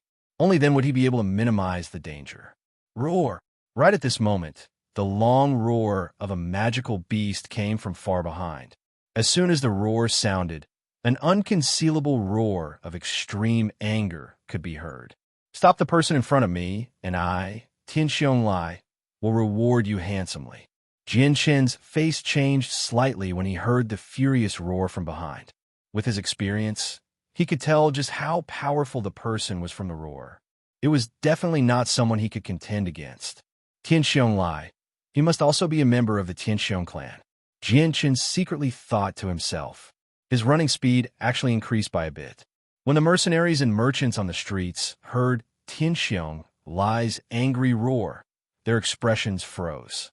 Tianxiong Lai, isn't he the current head of the Tianxiong clan in Wake City? Someone who dares to offend the Tianxiong clan in Wake City and is being personally chased by Tianxiong Lai can't be weak. Forget it. I've only just reached the Great Saint Realm, so it's best if I don't get involved. The Tianxiong clan is the #1 power in Wake City. If I can stop the person running away, I'm sure Tianxiong Lai will reward me handsomely. Who knows? He might even be able to befriend the Tianxiong clan. That would be a great fortune for me. Some of the mercenaries who were familiar with Wake City immediately recognized Tianxiong Lai's identity and began to whisper amongst themselves. Among them, there were many who were confident in their own strength and were already thinking about the benefits they could get from this battle. Tianxiong Lai's prestige and influence in Wake City wasn't low. As soon as he spoke, he immediately moved the hearts of many mercenaries. Seeing Jianshen quickly running towards them from afar, a few of them immediately took out their saint weapons and blocked Jianshen's path. With someone taking the lead, many more mercenaries also took out their saint weapons and joined the group blocking Jianshen's path. These people clearly couldn't resist the temptation of Tianxiong Lai's generous reward. After all, the Tianxiong clan was the #1 clan in Wake City. Seeing the people blocking his path, Jianshen's expression immediately became serious. However, his speed was also extremely fast. In just 2 breaths of time, he had already closed in on them. Just as Jianshen closed in, a few of the mercenaries took the initiative to charge towards Jianshen with their saint weapons. Jianshen didn't want to be entangled with them. Instead, he fiercely stomped on the ground and leapt into the air, avoiding the people who were charging towards him. Then, he used the tips of his feet to tap on the buildings on both sides of the street and fly over the heads of the people who were charging towards him. Where do you think you're going? Immediately, a few of the people who reacted quickly leapt high into the air. Their saint weapons were infused with saint force as they mercilessly slashed towards Jianshen. A dense killing intent flashed through Jianshen's eyes as he suddenly turned around. The silver-white light wind sword appeared in his right hand and transformed into a blur as it shot out like lightning. Ding, ding, ding, ding. Chapter 136. Jianshen's body was still in midair as he killed several of the mercenaries with lightning speed. This scene shocked many of the surrounding people. Some of the mercenaries who had originally planned to stop Jianshen gave up after seeing how strong Jianshen was despite being injured. Although the Tianxiong clan's current head, Tianxiong Lai, had said that the reward was tempting, but that reward required one to be alive to enjoy it. If one were to lose one's life, then no matter how great the reward was, they wouldn't be able to enjoy it. After dealing with the mercenaries who had tried to stop him, Jianshen didn't stop for even a moment. His body was still in midair as he used the tips of his toes to push against the buildings on both sides of the street. He was getting closer and closer to the city walls. After the previous scene, none of the mercenaries dared to block Jianshen's path. Therefore, Jianshen's path was very smooth. You can't escape. Even if you run to the ends of the earth, I, Tianxiong Lai, swear that I will tear you to shreds. Tianxiong Lai's roar came from behind as the current head of the Tianxiong clan quickly chased after Jianshen on his magic beast. From his slightly hoarse voice, it wasn't hard to tell that Tianxiong Lai was determined to kill Jianshen.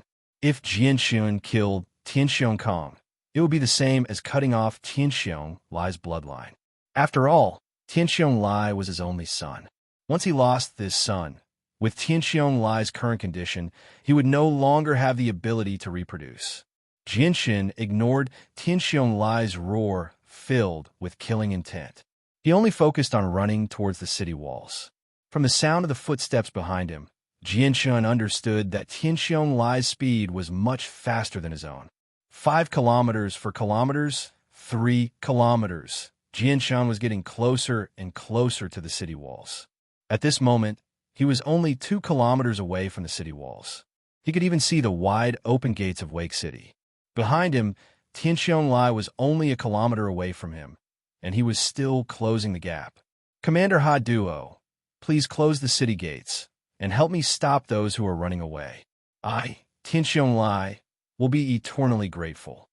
Tianxiong Lai's voice, which seemed to be able to shake the heavens, rang out from behind him. Just as he finished speaking, the wide-open city gates of Wake City quickly closed. Seeing the city gate close, Jinshin's face immediately sank. His eyes quickly swept across the 30 to 40-meter tall city wall in front of him. He then took a deep breath and circulated all the Saint force in his body. His charging speed couldn't help but increase by 30%. At this moment, Jinshin had already used all the movement techniques he had learned in his previous life to the limit. Although his feet were in a running motion, the tips of his feet seemed to be floating on the ground. Every 10 to 20 meters, the tips of his feet would lightly touch the ground. Very quickly, Jinshin arrived in front of the city walls. Because the gates were closed, a large group of people quickly gathered in front of the city gates. Among them, there were many rude mercenaries who were cursing. Jinshin's body did not show any signs of stopping, following which his feet fiercely stomped on the ground, and his body flew towards the 30 to 40-meter tall city walls. Using the momentum of his charge, his feet constantly tapped on the walls as he quickly climbed up. Jinshin's actions attracted the attention of many people in front of the city gates. Immediately, there was a lot of discussion. Jinshin only used 2 breaths of time to smoothly climb up the 30 to 40-meter tall city walls. His feet once again tapped on the battlements of the city walls, and he jumped over the head of a soldier on the city walls. He directly shot out of the city, and in the end, he actually jumped down from the 30 to 40-meter tall city walls. Everything went very smoothly. Jinshin didn't encounter any obstructions on his way over the city walls. Even the soldiers on the city walls watched him fly over the city walls without making a move to stop him. Just as Jinshin jumped over the city walls, Tianxiong Lai, who was chasing closely behind, also arrived at the city walls. He directly jumped off the back of his magical beast and copied Jinshin's actions. He quickly climbed up the city walls and continued to chase after Jinshin. As for the magical beast, perhaps because its body was too cumbersome and it wasn't good at jumping, when Tianxiong Lai left, it strangely stayed where it was and didn't chase after him. Behind him, another dozen or so middle-aged men rushed over from behind. They glanced at the tightly shut city gates and immediately jumped over the city walls, chasing in the direction of Jinshin's escape. These dozen or so people were all from the Tianxiong clan, and all of them possessed the strength of Saint Masters. Open the city gates. Just as the few of them left the city, a deep voice came from the city walls. Following that, the tightly closed city gates slowly opened with a series of creaking sounds. On top of the city walls stood 2 middle-aged men. One of them was wearing a white robe, and the other was wearing a black armor. At this moment, the 2 middle-aged men were looking at the group of people who were quickly leaving the city. When Jinshin's group disappeared from sight, the middle-aged man wearing the armor looked at the white robe man beside him and asked, "Commander Ha Duo, why didn't you make a move to stop that person?" The white robe middle-aged man smiled and said, "He killed Tianxiong Lai's only son, Tianxiong Kong. I can't even thank him enough. Why should I stop him?" Hearing this, the middle-aged man wearing the armor was slightly stunned. Then, as if he had thought of something, a gloating smile appeared on his face. Outside the city, Jinshin, who was running at top speed, turned around to look at Tianxiong Lai. Seeing Tianxiong lie chasing after him, Jinshan's face immediately became serious. Although he had not exchanged blows with Tianxiong Lai, Jinshan could feel that he was definitely not Tianxiong Lai's opponent. Looking at the open field around him, Jinshan thought for a while.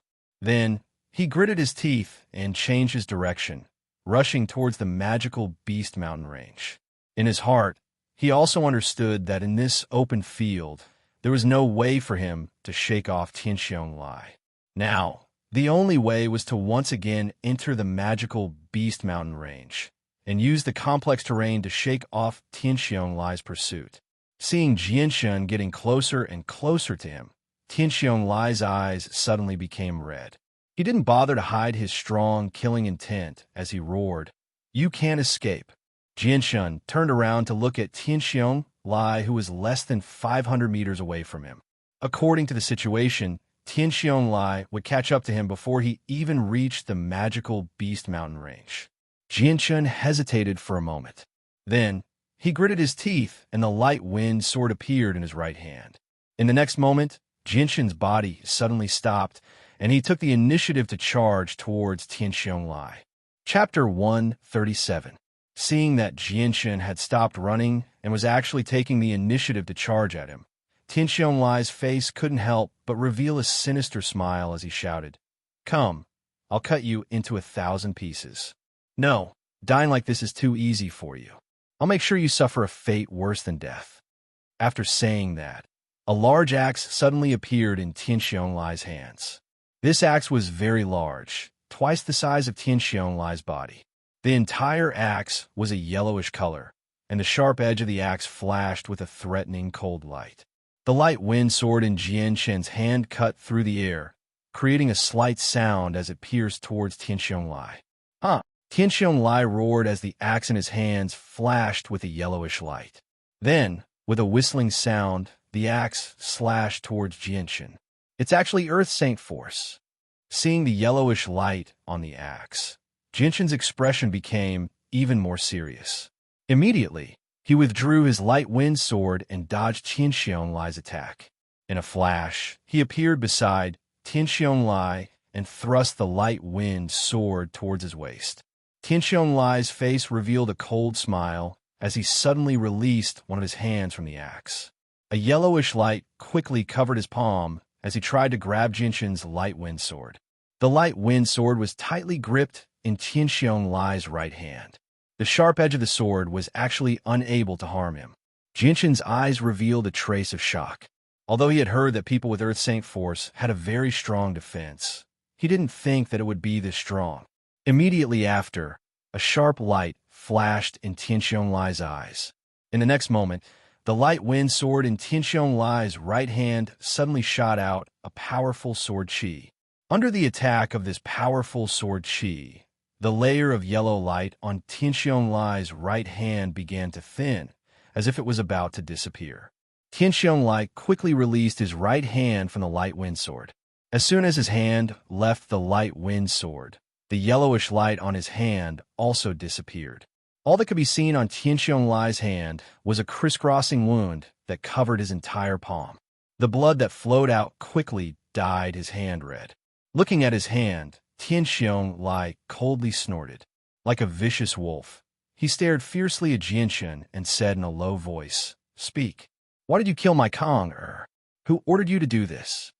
Jinshan withdrew his sword and retreated a few meters away from Tianxiong Lai. He coldly smiled and said, "No one ordered me to do this.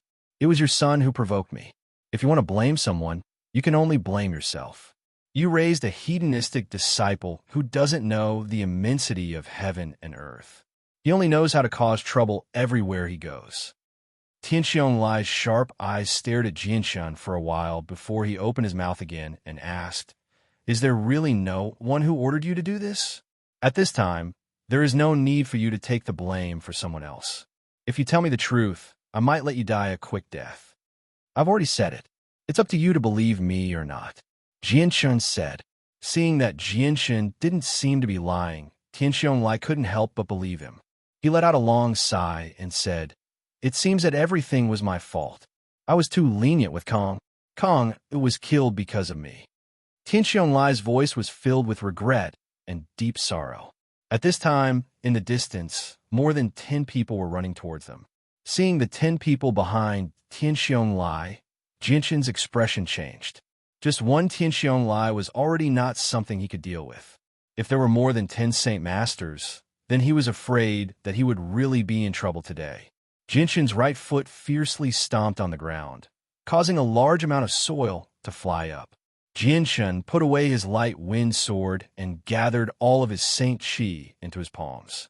He then pushed forward, causing the soil in front of him to turn into powder and fly towards Tian Lai, submerging him within it. Taking advantage of this opportunity, Jinshin didn't hesitate and immediately rushed towards the magical Beast Mountain range, being covered by the yellow soil.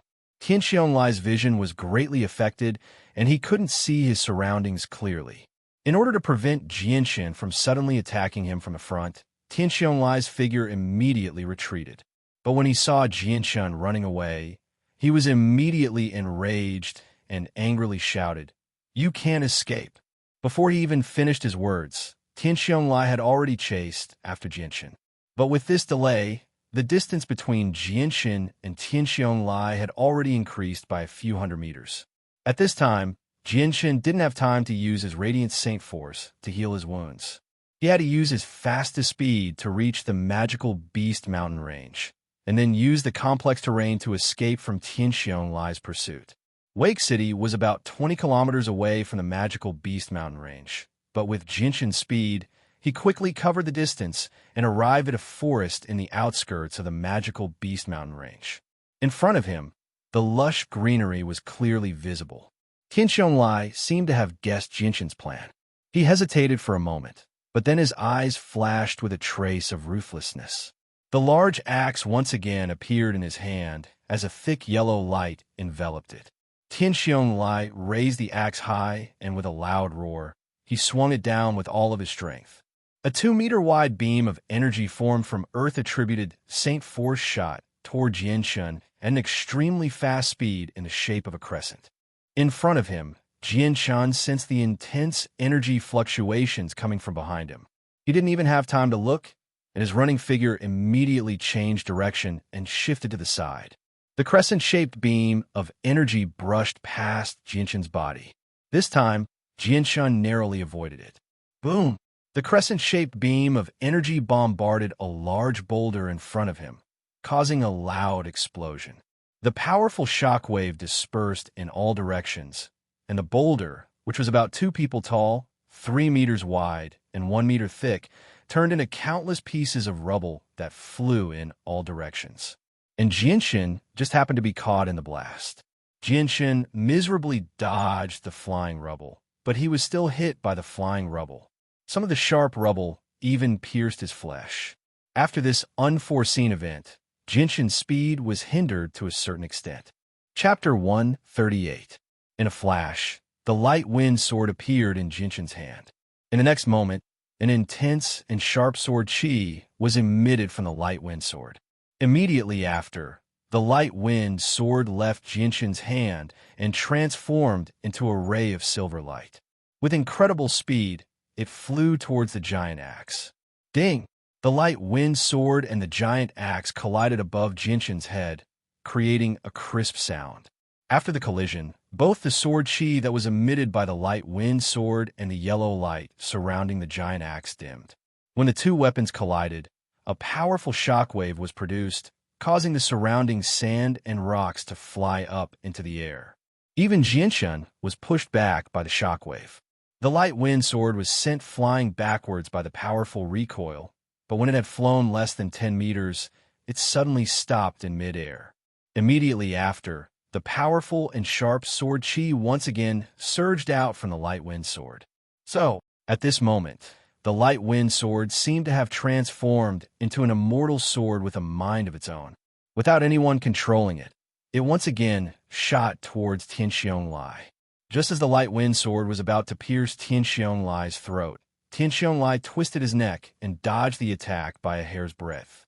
Even so, the light wind sword's sharp tip still managed to leave a shallow cut on his neck. Jinshin sighed in his heart. Such a good opportunity, but Tianxiong Lai managed to dodge it. However, he wasn't the least bit disheartened. He continued to control the light wind sword and continued to attack Tianxiong Lai. Looking at the light wind sword that was flying in the air by itself, Tianxiong Lai's eyes were filled with shock and disbelief. What's going on? How can a saint weapon fly in the air by itself when no one is controlling it? How can it fly at such an unbelievable speed? Tianxiong Lai cried out in his heart. He couldn't understand what was happening in front of him. This was beyond his understanding. At this time, under Jianshan's control, the light wind sword once again shot towards Tianxiong Lai. Tianxiong Lai gave a loud shout as a thick yellow light appeared around his body. The earth attribute, Saint Qi, condensed around his body and formed a layer of armor around him. Tianxiong Lai raised his axe and swung it towards the incoming light wind sword. Jianshan willed the light wind sword to dodge Tianxiong Lai's attack and circle around him. The difference in strength between Jianshan and Tianxiong Lai was just too great. Even if he used the Imperial Sword technique to amplify his attack by many times, he still couldn't fight Tianxiong Lai head-on. Tianxiong Lai's axe, which was infused with Saint Force, smashed into the ground. Boom! With a loud boom, a 1-meter-deep crater was formed in the soft soil on the ground. The light wind sword spun around in the air and adjusted its direction before shooting towards Tianxiong Lai again. Before Tianxiong Lai could even turn around, the tip of the light wind sword had already pierced through his body. The light wind sword's sharp and powerful sword Qi clashed with Tianxiong Lai's earth-attributed Saint Qi for a while before the light wind sword was able to pierce a hole in it and pierce through Tianxiong Lai's body. Just as the light wind sword was about to pierce through Tianxiong Lai's body, it was blocked by the Saint Qi within his body. Slowly, the light wind sword was forced out of Tianxiong Lai's body. Jianshan's eyebrows wrinkled. Tianxiong Lai was much more difficult to deal with than he had imagined. Even with such a good opportunity, he still wasn't able to kill Tianxiong Lai. It seemed that with his current strength, even if he used the Imperial Sword technique, he would only be able to delay Tianxiong Lai for a while. If he was lucky, he might be able to injure him when he wasn't paying attention, but to kill Tianxiong Lai would be as difficult as ascending to the heavens. Furthermore, using the Imperial Sword technique was very taxing on his soul. He definitely wouldn't be able to maintain it for long. After thinking for a while, Jianshan made a decision. With a thought, the light wind sword turned into a silver light and disappeared back into his hand. Jianshan didn't hesitate and immediately rushed towards the magical Beast Mountain range. The most important thing right now was to escape to a safe place and then plan his next move. As for Tianxiong Lai, Jianshan wouldn't even be able to protect himself, let alone kill him. He would have to wait until he was strong enough to take revenge. Tianxiong Lai's face was gloomy as he watched Jianshan run away. The Saint Qi that was covering his body slowly returned to his body.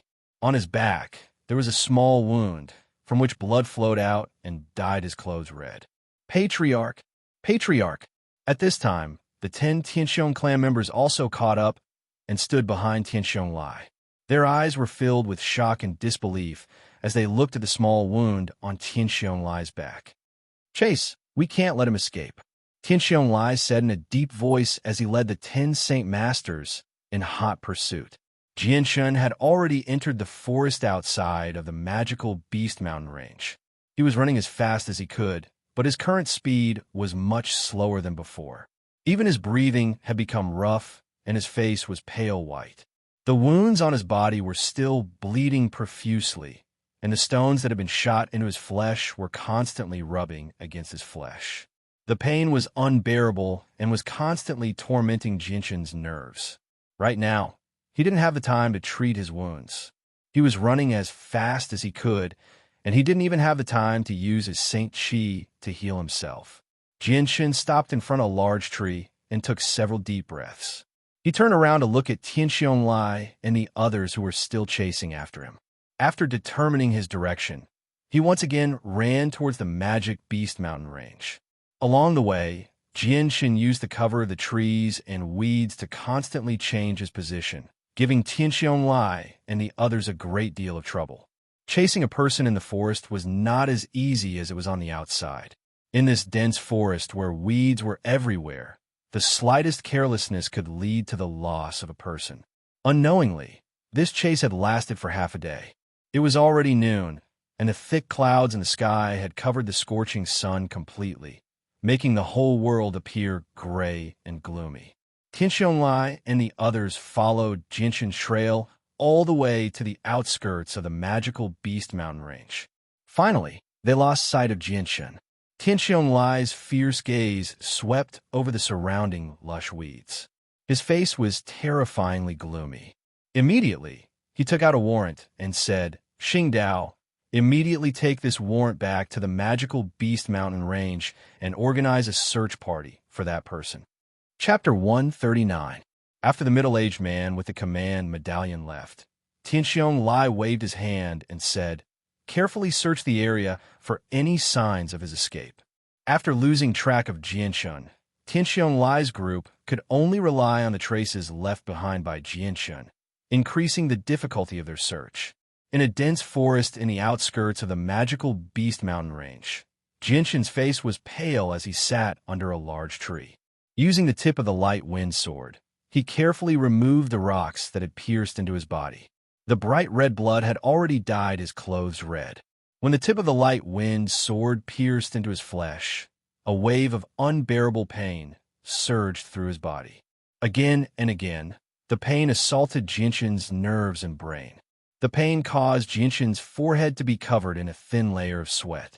When the last rock was removed from his body, Jinshan finally let out a soft groan.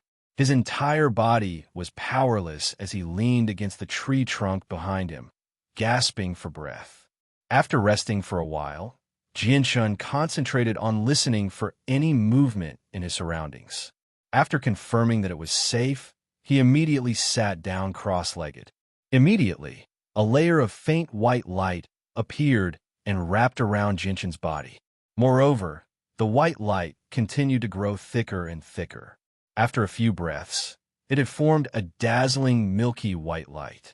Jinshan's entire body was submerged in this milky white light. From the outside, one could only faintly see a blurry figure. The milky white light lasted for half an hour before gradually dissipating. When the light disappeared, Jinshan's figure could be seen again. But at this moment, the paleness on his face had disappeared and returned to normal. The wounds on his body had also completely disappeared, and there wasn't even a single scar where he had been injured. Jinshan didn't wake up and continued to sit cross-legged on the ground to recover his Saint Force. He had been through so many battles, and then he had to flee with all his might. His Saint Force had been greatly depleted, and at this moment, the Saint Force in his body was almost completely depleted.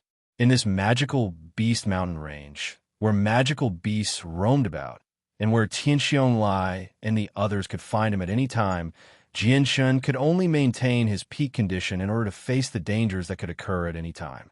Unknowingly, time quickly passed by and Jinshan had already been sitting cross-legged on the ground for 3 hours. During this time, his body didn't move at all, and he didn't even open his eyes. It was as if he was an old monk who had completely lost his perception of the outside world. At this moment, behind Jinshan, a python about a foot thick slithered out of the tree and silently approached Jinshan. Its thick body slithered around the tree trunk and very quickly arrived in front of Jinshan. Its small head slowly extended towards Jinshan. When the python's head was less than 3 meters away from Jinshan, the cross-legged Jinshan suddenly opened his eyes. With a flash of cold light, the silver-white light wind sword appeared in his right hand and transformed into a blurry sword shadow that shot out with lightning speed. Pooh! The sharp tip of the light wind sword accurately pierced through the python's heart. The sword chi contained within the sword instantly crushed the python's heart. Jinshan didn't even look at the python as he put away the light wind sword and once again sat cross-legged under the tree and closed his eyes to continue his recovery.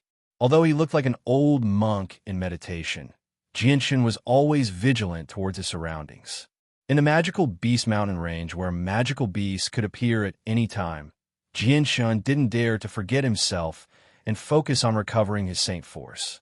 As for the python, its body, which was about 40 to 50 feet long, could no longer cling to the tree trunk.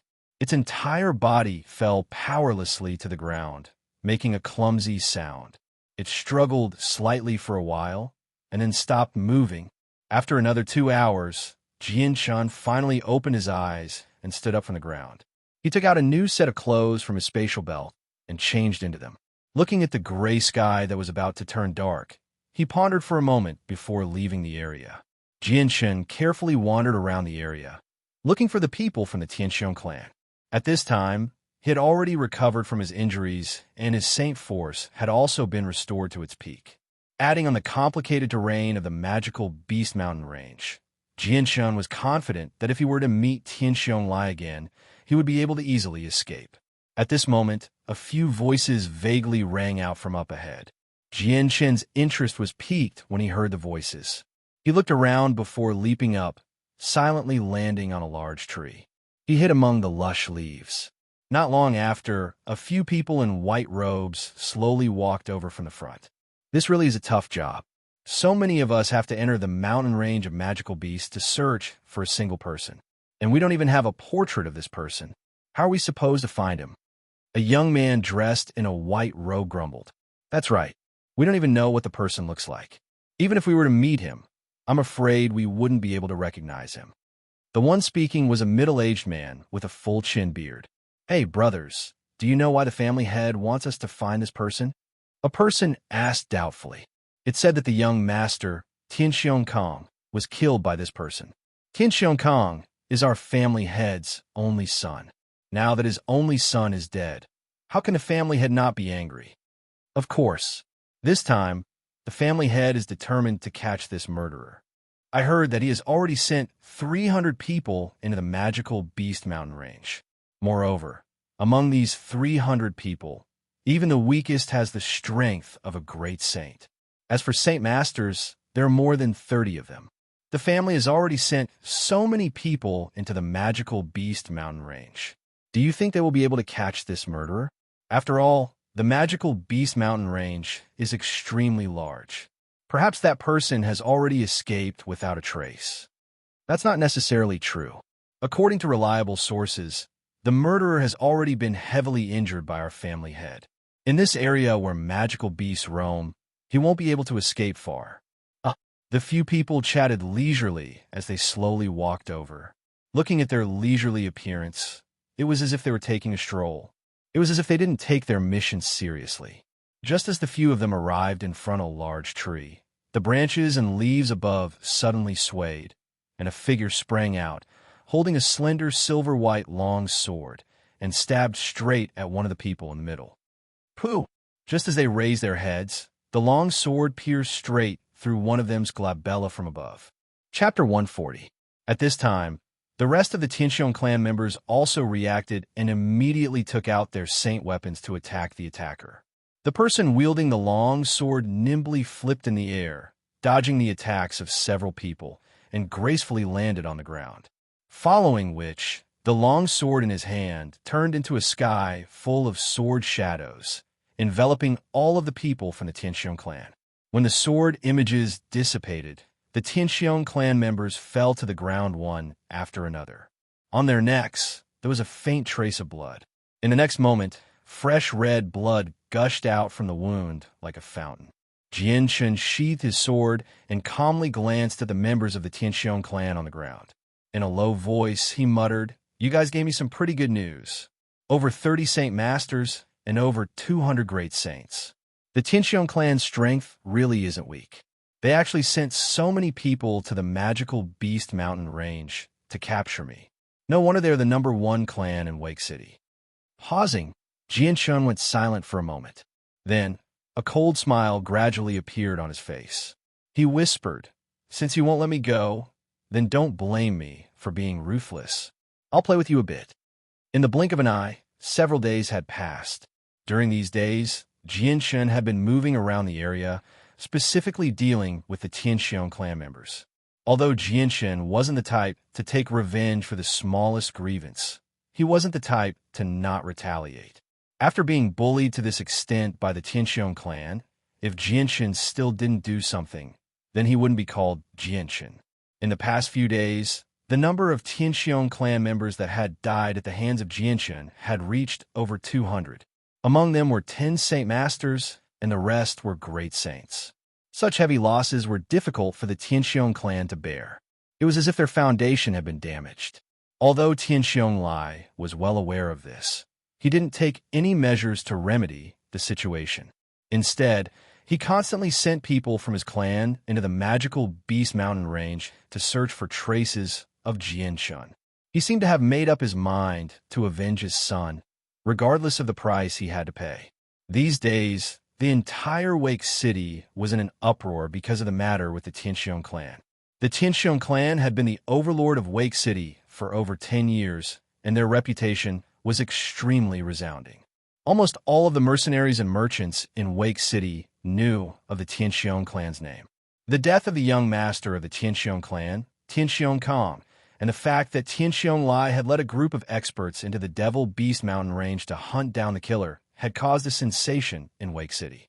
This matter had become the topic of discussion among the mercenaries and merchants. At the same time, who was so bold as to dare kill the young master of the Tianxiong clan? This was also the hot topic of discussion.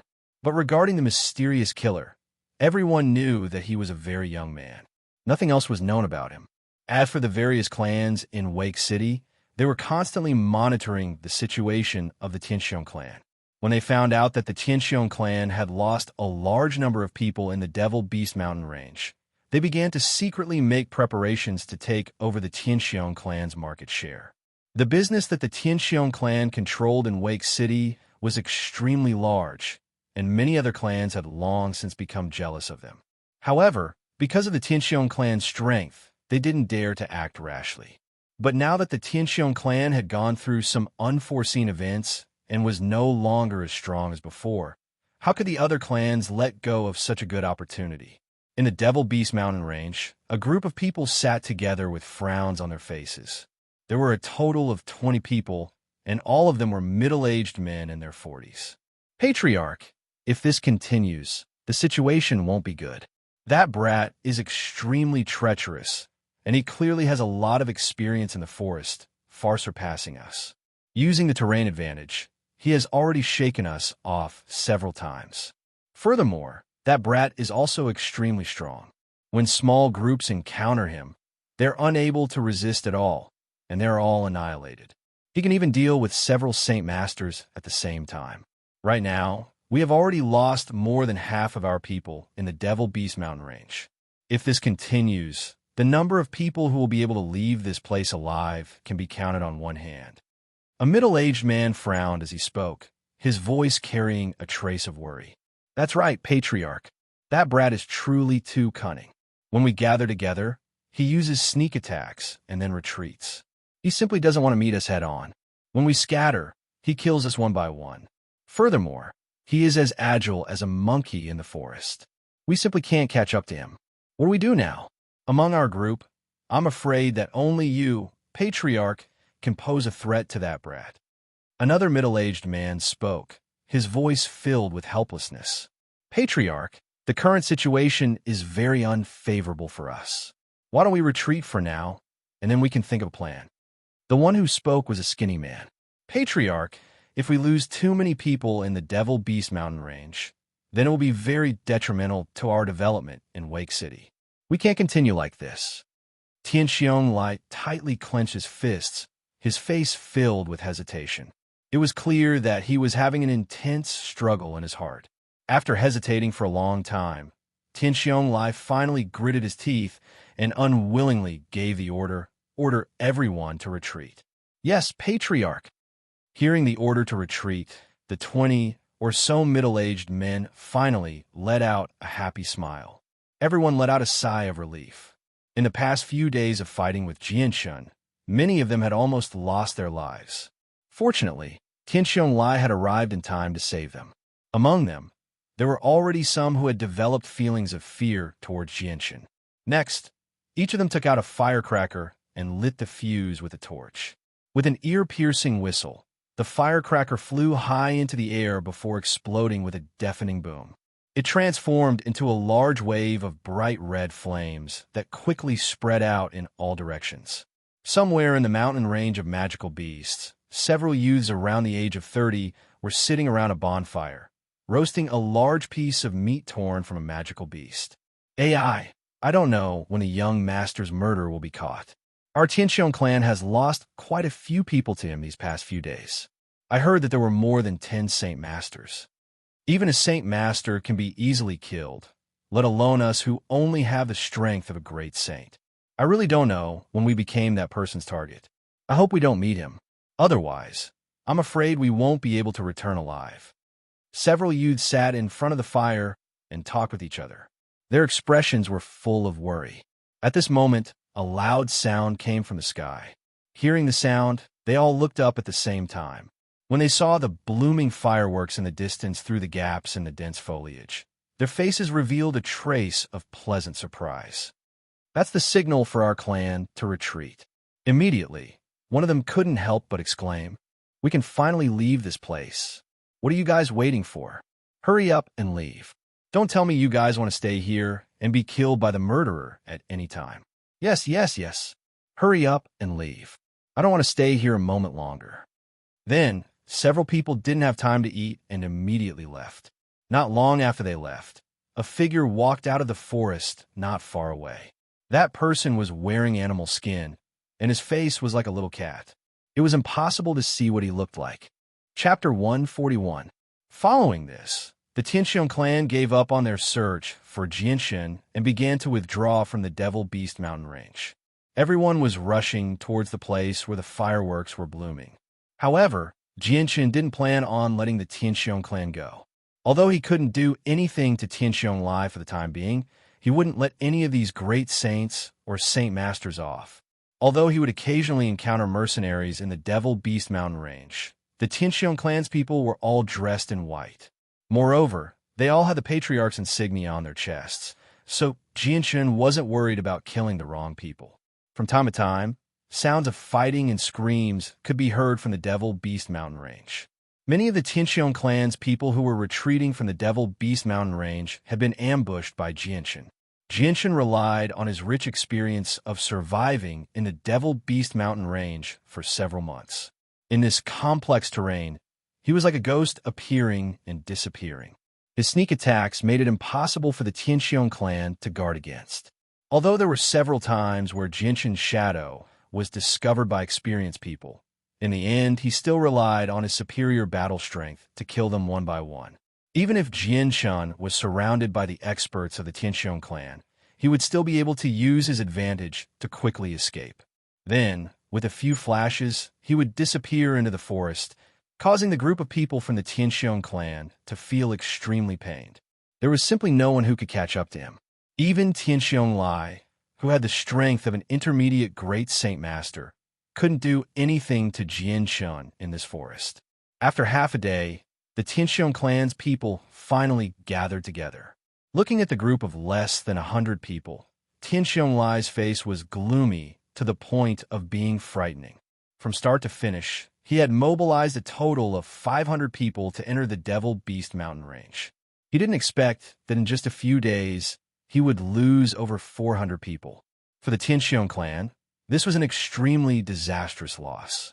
A dense killing intent flashed in Tianxiong Lai's eyes. At this moment, the desire to kill Jianshan in his heart was unprecedentedly strong. Not only did Jianshan kill his only son, but he also brought such a disastrous loss to the Tianxiong clan. Now, Tianxiong Lai wanted nothing more than to eat Jianshan's flesh and drink Jianshan's blood. Looking at Tianxiong Lai's gloomy face, the surrounding Tianxiong clan's members all shrunk their necks and didn't dare to make a sound. They were afraid that they would say something that would make Tianxiong Lai's anger. At this moment, no one dared to offend him. "Let's go." Tianxiong Lai waved his hand. With a gloomy face, he led everyone away. He knew that after this incident, it would be difficult for the Tianxiong clan to maintain their position as the #1 clan in Wake City. The remaining members of the Tianxiong clan majestically shuttled through the dense forest.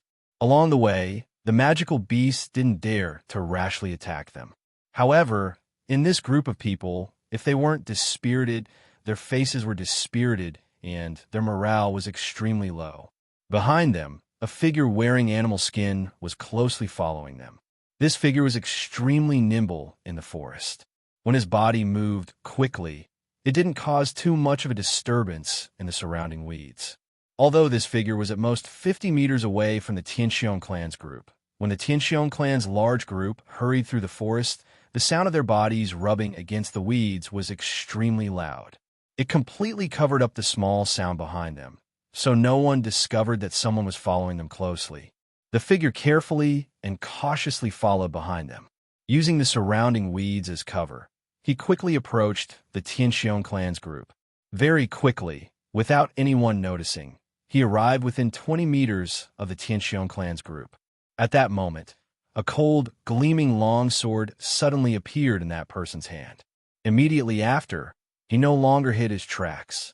His body turned into a blur as he quickly charged towards the people at the very back of the Tianxiong clan's group. The short 20 meters of distance was crossed in an instant. The longsword flashed with a threatening cold light as it pierced through the air towards the Tianxiong clan's group. With a few flashes of the sword, the longsword had already pierced through the throats of 5 people at an unbelievable speed. However, the figure didn't stop there. The slender silver longsword in his hand turned into an afterimage as he once again stabbed towards the Tianxiong clan's group. In a short moment, the longsword pierced through the throats of 3 more people. Everyone be careful. That person is coming again. After that person killed 8 people at lightning speed, he was finally noticed by someone. Immediately, a loud shout sounded from the crowd. Hearing this, the Tianxiong clan's group was shocked. They immediately took out their saint weapons and vigilantly looked around. Just as that person shouted, the person behind him immediately retracted his sword and retreated. With a few flashes, he disappeared into the dense weeds. Stop! Don't even think of escaping. A loud shout suddenly sounded. Immediately after, Tianxiong Lai leaped into the air with his axe in hand and chased after the person who disappeared. Behind him, the 20 Saint Masters followed one after another. Seeing Tianxiong Lai chase after so many people, the rest of the Tianxiong clan's group let out a sigh of relief. Their tense expressions relaxed quite a bit. These past few days, they had been continuously harassed by that person. Furthermore, so many of their brothers who were on the same level as them had died, causing them to feel a bit of fear towards that person. They were all afraid that the person lying on the ground would be them. However, just as they let out a sigh of relief, the weeds beside them split open again. A silver longsword turned into a blur and stabbed towards them with lightning speed. Pooh! Pooh! Immediately, 2 people who were close to the sword were pierced through their throats and fell to the ground.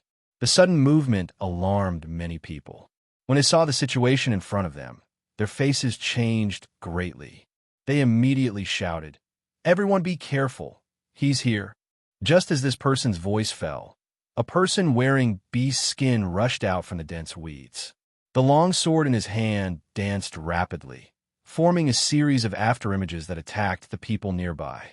The Tianxiong clan's people also raised their saint weapons and attacked. They planned to use their advantage in numbers to delay the sneak attacker.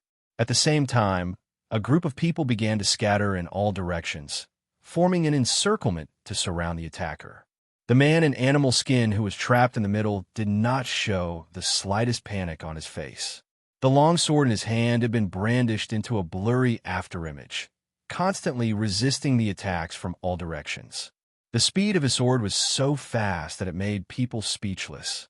Few of these people who only had the strength of a great saint could dodge his attack. Following a series of clanging sounds of weapons colliding, the man in animal skin used the long sword in his hand to attack. Then, the long sword in his hand turned into a silver-white phantom.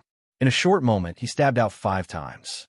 Immediately, the 5 people nearby had their throats pierced by the long sword. After killing the 5 people, the person wearing the bee skin didn't continue to fight. He charged out of the encirclement and entered the weeds. With a few flashes, he disappeared. The encirclement formed by the Tianxiong clan members hadn't been able to stop that person in the slightest. Not long after that person left, Tian Lai, who was wrapped in a layer of yellow saint force, suddenly rushed back from the other side. His eyes scanned the surroundings, but other than a few corpses on the ground, he didn't see the person who had ambushed him. Chapter 142. He ran away from there. Someone immediately pointed in the direction of the man's escape and said. Hearing this, Tian Lai's eyes turned cold as he looked in that direction. At this moment, the grass was still swaying slightly. It was obvious that the man had just left, but there was no trace of him. Tian Lai retracted his gaze and slowly scanned the bodies of the people on the ground. His face was gloomy and terrifying. In such a short period of time, another 15 people had died. If this continued, by the time they left the magical Beast Mountain range, there would be less than 50 people left. Such a huge loss was not something the Tianxiong clan could bear. The 20 or so Saint Masters who had followed Tianxiong Lai also returned. They stood behind Tianxiong Lai without saying a word. When they saw the dozen or so people lying on the ground, their faces became unprecedentedly heavy. Continue forward.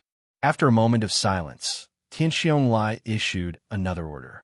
The experience of the past few days had made it clear in his heart that in this complex terrain of the magical Beast Mountain range, he was unable to deal with the youth who had killed his son, Tianxiong Kong.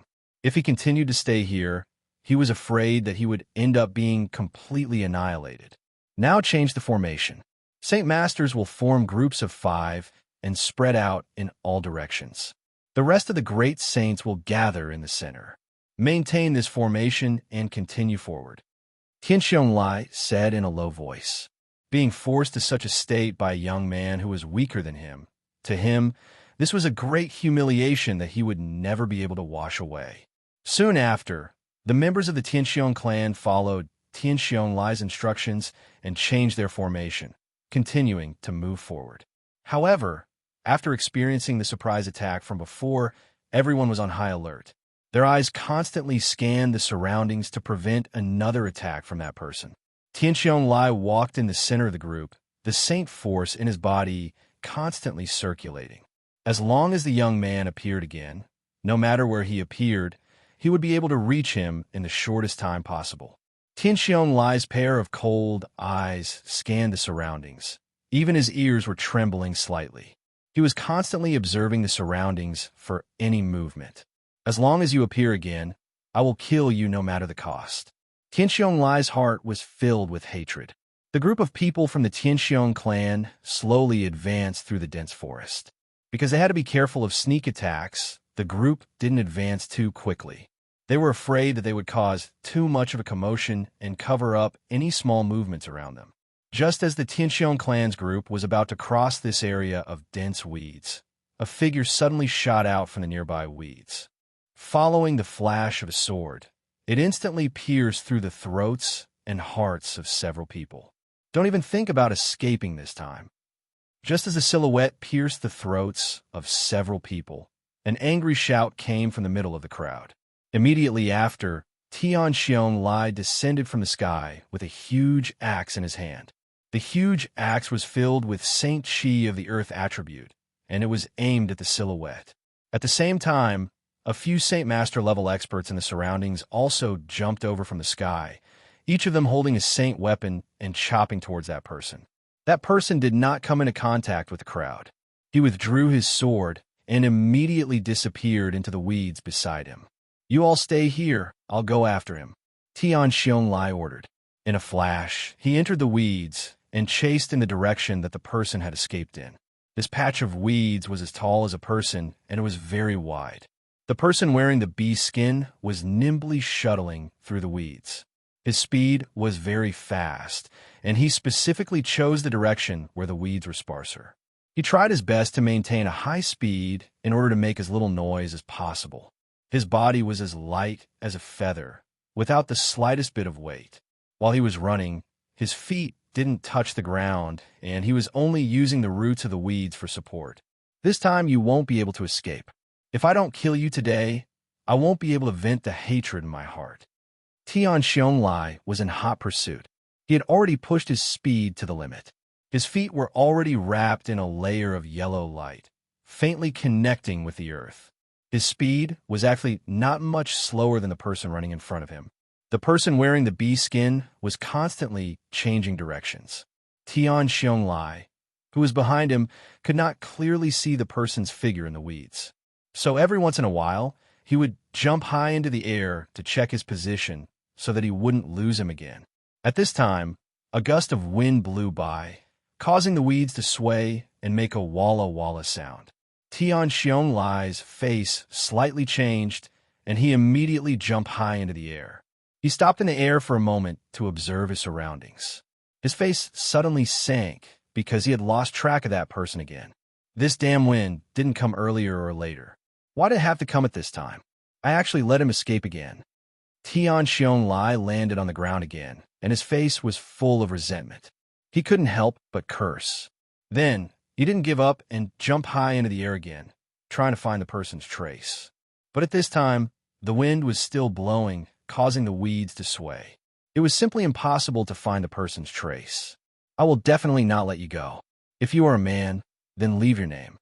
Tian Xiong was furious. He roared towards the sky, the sound waves rolling, spreading far and wide. Not long after, a hearty laugh came from afar. Ha ha ha, I am Jianshun, Tian Xiong clan. In the future, I will definitely pay you a visit. Today, I will part ways. I hope the clan head won't miss me. Jianshun, good. I, Tian Xiong swear that no matter where you run to, I will find you. You cannot escape. Tian Xiong gnashed his teeth and roared. This time, however, there was no response. Tian Xiong could only helplessly return. He then led the group of people from the Tianxiong clan out of the magical Beast Mountain range. Very quickly, they left the lush weeds. Perhaps because they had lost the cover of the terrain, the Tianxiong clan didn't encounter any more sneak attacks. After returning to Wake City, Tian Xiong immediately posted a high bounty at the mercenary union. The bounty was 10,000 purple crystal coins for the capture of a person called Jianshun. At the same time, he also announced Jianshun's characteristics. This time, the entire Wake City was in an uproar. Since the establishment of Wake City, 10,000 purple crystal coins was the first time such a high bounty had been seen. Even in the Tianyuan continent, such a high bounty was extremely rare. The Mercenary Union directly raised the rank of this mission to a rank and treated it as a special mission. There were no restrictions on the level of mercenaries who could accept this mission. Furthermore, this mission was also issued to the surrounding kingdoms, including the Blue Wind Kingdom. At this moment, Jianshun still didn't know that he was once again wanted by the Mercenary Union. He was still washing his body in a river in the magical Beast Mountain range. Chapter 143. Suddenly, Jianshun, who was washing his body in the river, let out a soft sound of surprise as he stared blankly at his own body. After the layer of sweat accumulated on his body was cleaned, Jianshun was surprised to find that his skin had turned dark red, completely different from his normal skin color. What's going on? Why is my body so red? Jianshun was slightly startled and immediately frowned. However, as if he had thought of something, his expression relaxed, and he couldn't help but reveal a faint smile. With a somewhat excited tone, he muttered to himself, "According to the records in the books, this kind of situation is a phenomenon where the silver-striped golden snake's poison resistance factor has completely fused with the blood in my body. I didn't think that this step would actually take a month. After that, the blood that is fused with the silver-striped golden snake's poison resistance factor will continuously transform my body. Every part of my body will have an extremely strong poison resistance ability. Only then will I be considered to have a complete 10,000 poisons impenetrable body. Once I complete the 10,000 poisons impenetrable body, the regenerated blood in my body will naturally have an extremely strong poison resistance factor. I won't have to worry about losing too much blood and losing the ability to resist poison." Jianshun carefully sensed his own body and found that other than the dark red color of his skin, he didn't feel anything different. Everything was the same as before. Jianshun jumped up from the river and landed firmly on the riverbank. He then picked up the simple clothes made of bee skin and put them on. Since he had decided to raise his strength to the Saint Master level before leaving the mountain range of magical beasts, he couldn't give up on this simple set of clothes. Due to the lack of time, he didn't have many new sets of clothes with him when he returned to Wake City. In the mountain range of magical beasts, he didn't want to waste the few sets of clothes he had in his spatial belt. This was because in this complex forest, there were thorns everywhere. Adding on the fact that he would be injured in battle with magical beasts, the wear and tear of his clothes would be extremely fast. No matter how many sets of clothes he had, he wouldn't be able to withstand this kind of consumption. After that, Jianshun continued to go deeper into the magical beast mountain range.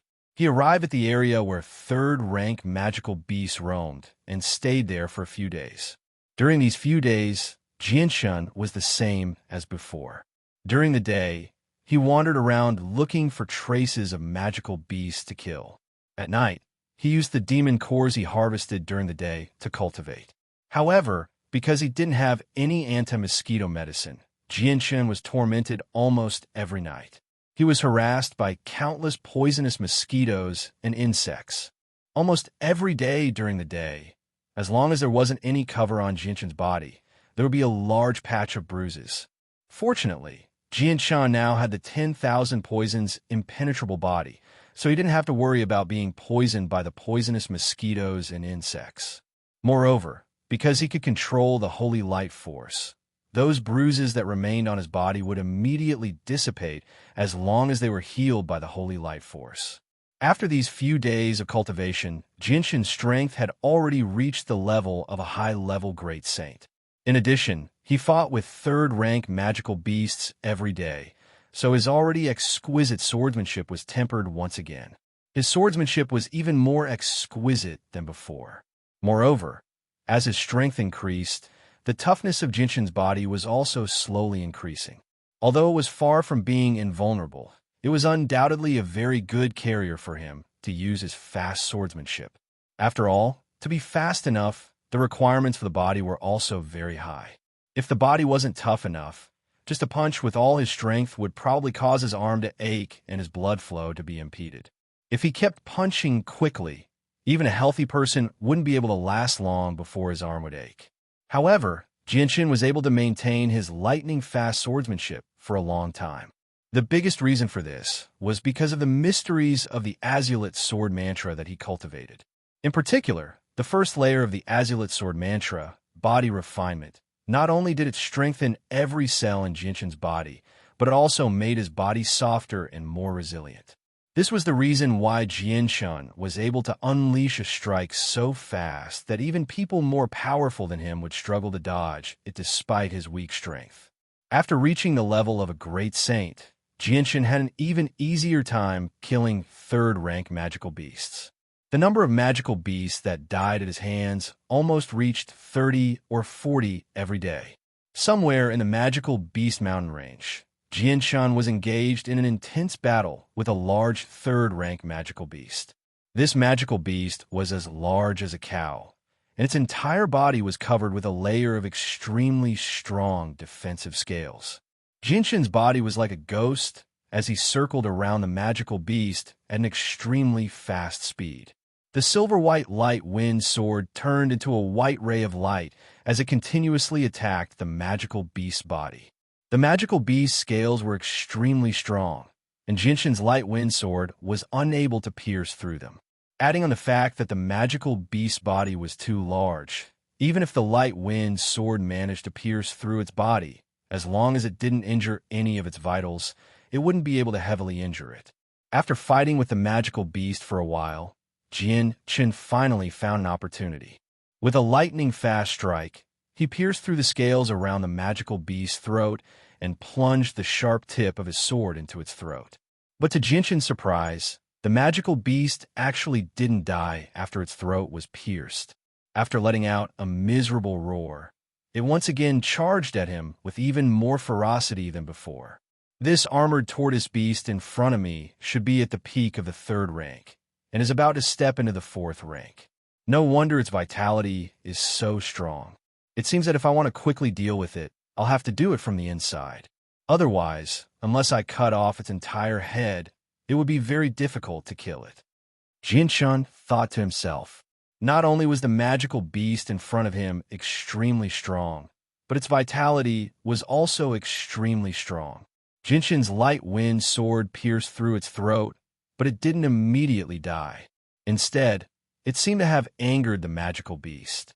While Jianshun was fighting with the armored tortoise beast, a group of people dressed as mercenaries suddenly appeared from the side. There were about 20 of them, and all of their faces were covered in dust. Apart from being able to roughly guess their ages, it was impossible to see their facial features. Among them, half of them were wearing animal skins and tree barks, while the other half were wearing tattered clothes that didn't cover their bodies. One or two of them even had bandages wrapped around their bodies, and from the bloodstains on the bandages, it wasn't difficult to see that they were all injured. As soon as this group of people appeared, their eyes fell on Jianshun, who was fighting the armored tortoise beast. Then, a low cry of surprise suddenly sounded from the group of people. Chapter 144. Hearing this, the group of mercenaries were startled.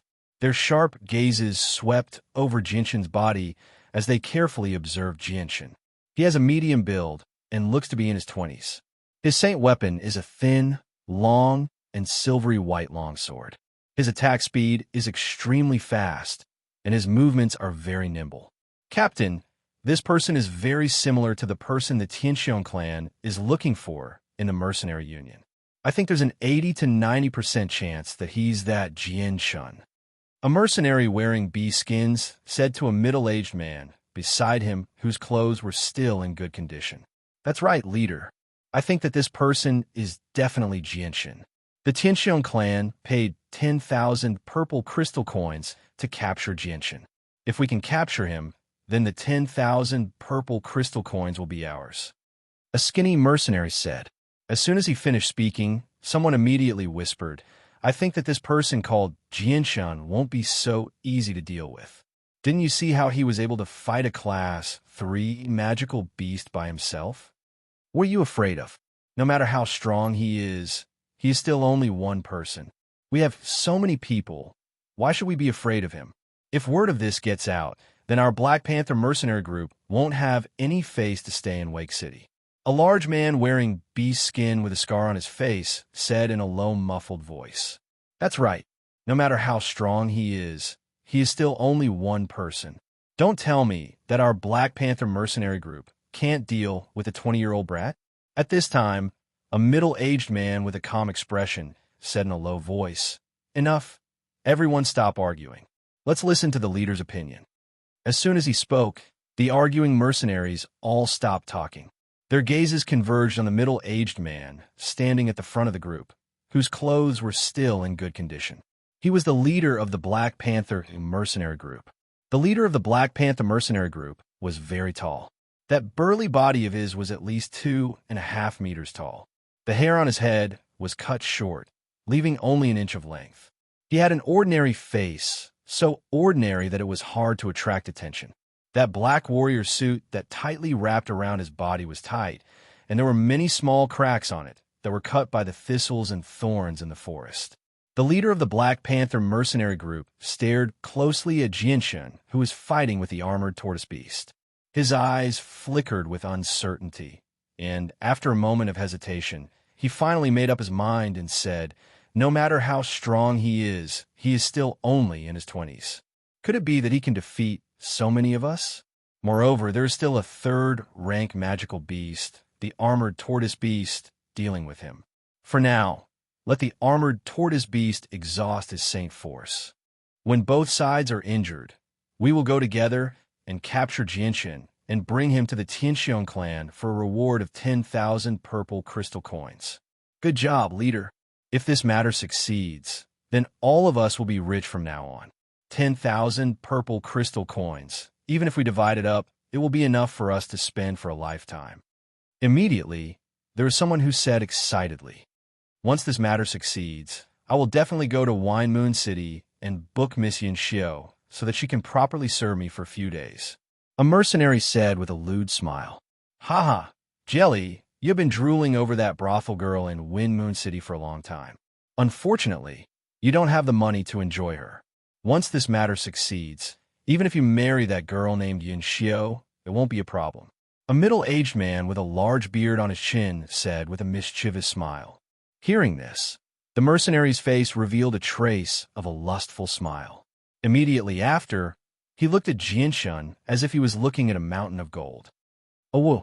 Right at this time, a miserable cry came from not far away. Jianshun, who was fiercely fighting with the shell tortoise, had once again pierced the light wind sword into the beast's throat. Following that, a strong sword chi shot out from the light wind sword and entered the tortoise's body through its throat. With a loud bang, the tortoise's internal organs were crushed into pieces.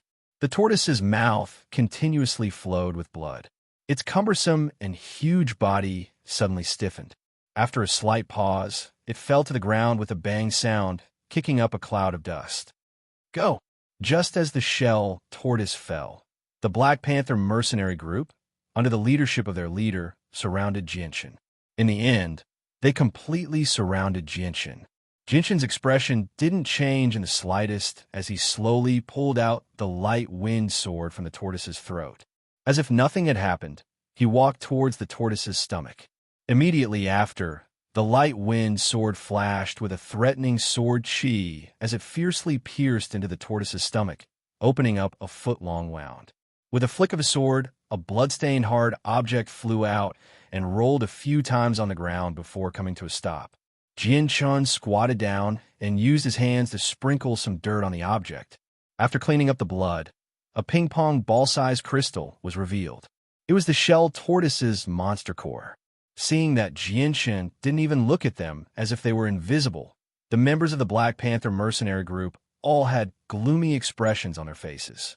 The leader of the Black Panther mercenary group stared at Jianshun and said in a deep voice, Jianshun, I didn't expect you to be so calm despite your young age. Even at this time, you still don't seem to be panicking. Jianshun calmly placed the shell tortoise's monster core into his spatial belt. At this time, he raised his head to look at the Black Panther mercenary group and said in a calm voice, Who are you, and how do you know my name? Hearing this, the leader of the Black Panther mercenary group sneered and said, We are members of the Black Panther mercenary group. As for how we know your name, haha, that's very simple. Right now, your name is known by everyone in Wake City. Jianshun slightly wrinkled his brows and said, Tell me your purpose. Our purpose is very simple. We just want to ask you to come with us. Just as Jianshun finished speaking, one of the mercenaries opened his mouth to speak. That's right. We just want to ask you to come with us. As long as you are obedient, we, the Black Panther mercenary group, definitely won't make things difficult for you. A skinny mercenary laughed mischievously. Jianshun's face revealed a trace of a cold smile as he said, Then where do you want me to go with you? Where else can we go? Of course back to Wake City.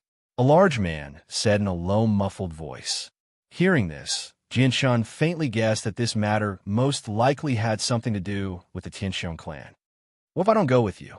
Jianshun's face was indifferent as he stared at the 20 mercenaries surrounding him. His tone was indifferent, and from his face, there wasn't the slightest trace of fear. Hearing this, the faces of the members of the Black Panther mercenary group slightly changed. The tall leader even directly took out his own saint weapon, a 3-meter-long spear. If you don't go with us, then we will have to use force. Jianshun, I'm sure you don't want to suffer physical pain. The leader of the Black Panther mercenary group said in a low voice. Chapter 145. Jianshun, I'll give you one last chance. Do you want to come with us willingly, or do you want us to use force? Once we start fighting, you'll definitely suffer. The leader of the Black Panther mercenaries coldly glared at Jianshun as he spoke. Jianshun lightly snorted as a disdainful sneer appeared on his face.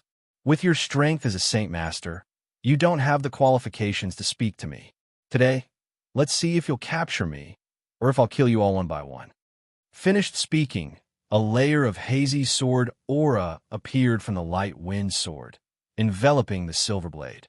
Following that, Jianshun's body slightly swayed as he appeared in front of the weakest members of the Black Panther mercenaries. The light wind sword in his hand turned into a white blur as he stabbed out with lightning speed. You're courting death. Brat, you're too arrogant. Just as Jianshun made his move, The members of the Black Panther mercenaries angrily cursed as they charged towards Jianshan. Pooh! Pooh! Pooh! Just as the Black Panther mercenaries began to move, Jinshin's light wind sword pierced through 3 of their throats. Facing Jinshin's lightning-fast sword speed and Jinshin's sudden attack, the Black Panther mercenaries didn't even have time to react before their throats were pierced. Jianshan didn't hesitate as he immediately pulled out his light wind sword and began to fight with the Black Panther mercenaries around him. Although the Black Panther mercenaries had an absolute advantage in terms of numbers, there were only 7 people who could attack Jianshan at the same time. The rest of the mercenaries were all on guard outside. On one hand, they were preventing Jianshan from escaping, and on the other hand, they could provide support at any time. Among the 7 members of the Black Panther mercenaries, including the captain, there were a total of 5 Saint Masters and 2 high-level Great Saints. The members of the Black Panther mercenaries weren't stupid. They knew that someone who dared to offend the Tianxiong clan definitely wasn't weak, so the 5 strongest Saint Masters in the group all attacked at the same time. Jianshan faced the attacks of 5 Saint Masters and 2 high-level Saints with ease. Back when he was still a mid-level Great Saint, he dared to face so many Saint Masters of the Tianxiong clan.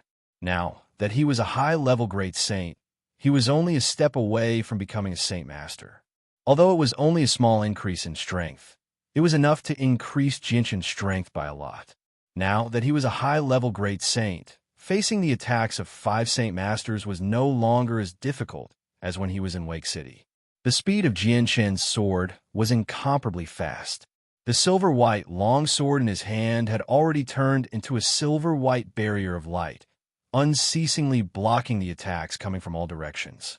The light wind sword and the saint weapon in his opponent's hand clashed, creating a constant ding-ding-dang-dang-dang sound. Following the intense collision between the 2 saint weapons, the saint force contained within the saint weapon began to spread out, causing the ground to be filled with dust and smoke. Jinshin's sword speed became faster and faster. After blocking the saint weapons of the 5 Saint Masters, the light wind sword immediately turned into a silver light and pierced through the throats of the 2 Saint Masters. Ku'alai, Chung Buping. Seeing the deaths of the 2 Saint Masters, the Black Panther mercenaries who had a good relationship with the 2 Saint Masters all let out sorrowful cries. Immediately after, several people raised their saint weapons and charged towards Jianshan. Jianshan flashed out of the encirclement formed by the 5 Saint Masters and fiercely fought with the Saint Masters of the Black Panther mercenaries. Following a few flashes of sword light, a few more people had their throats pierced by Jianshan and their hearts were pierced. You dare to kill my Black Panther mercenaries, Jianshan, you're courting death. Seeing several people die in the blink of an eye, the leader of the Black Panther mercenaries flew into a rage. The long spear in his hand whistled through the air as it pierced towards Jinshin's back. As if he had a pair of eyes on the back of Jinshin's head, he suddenly turned around and thrust his sword forward. Ding! Following the sound of metal colliding, the light wind sword and the spear collided in midair.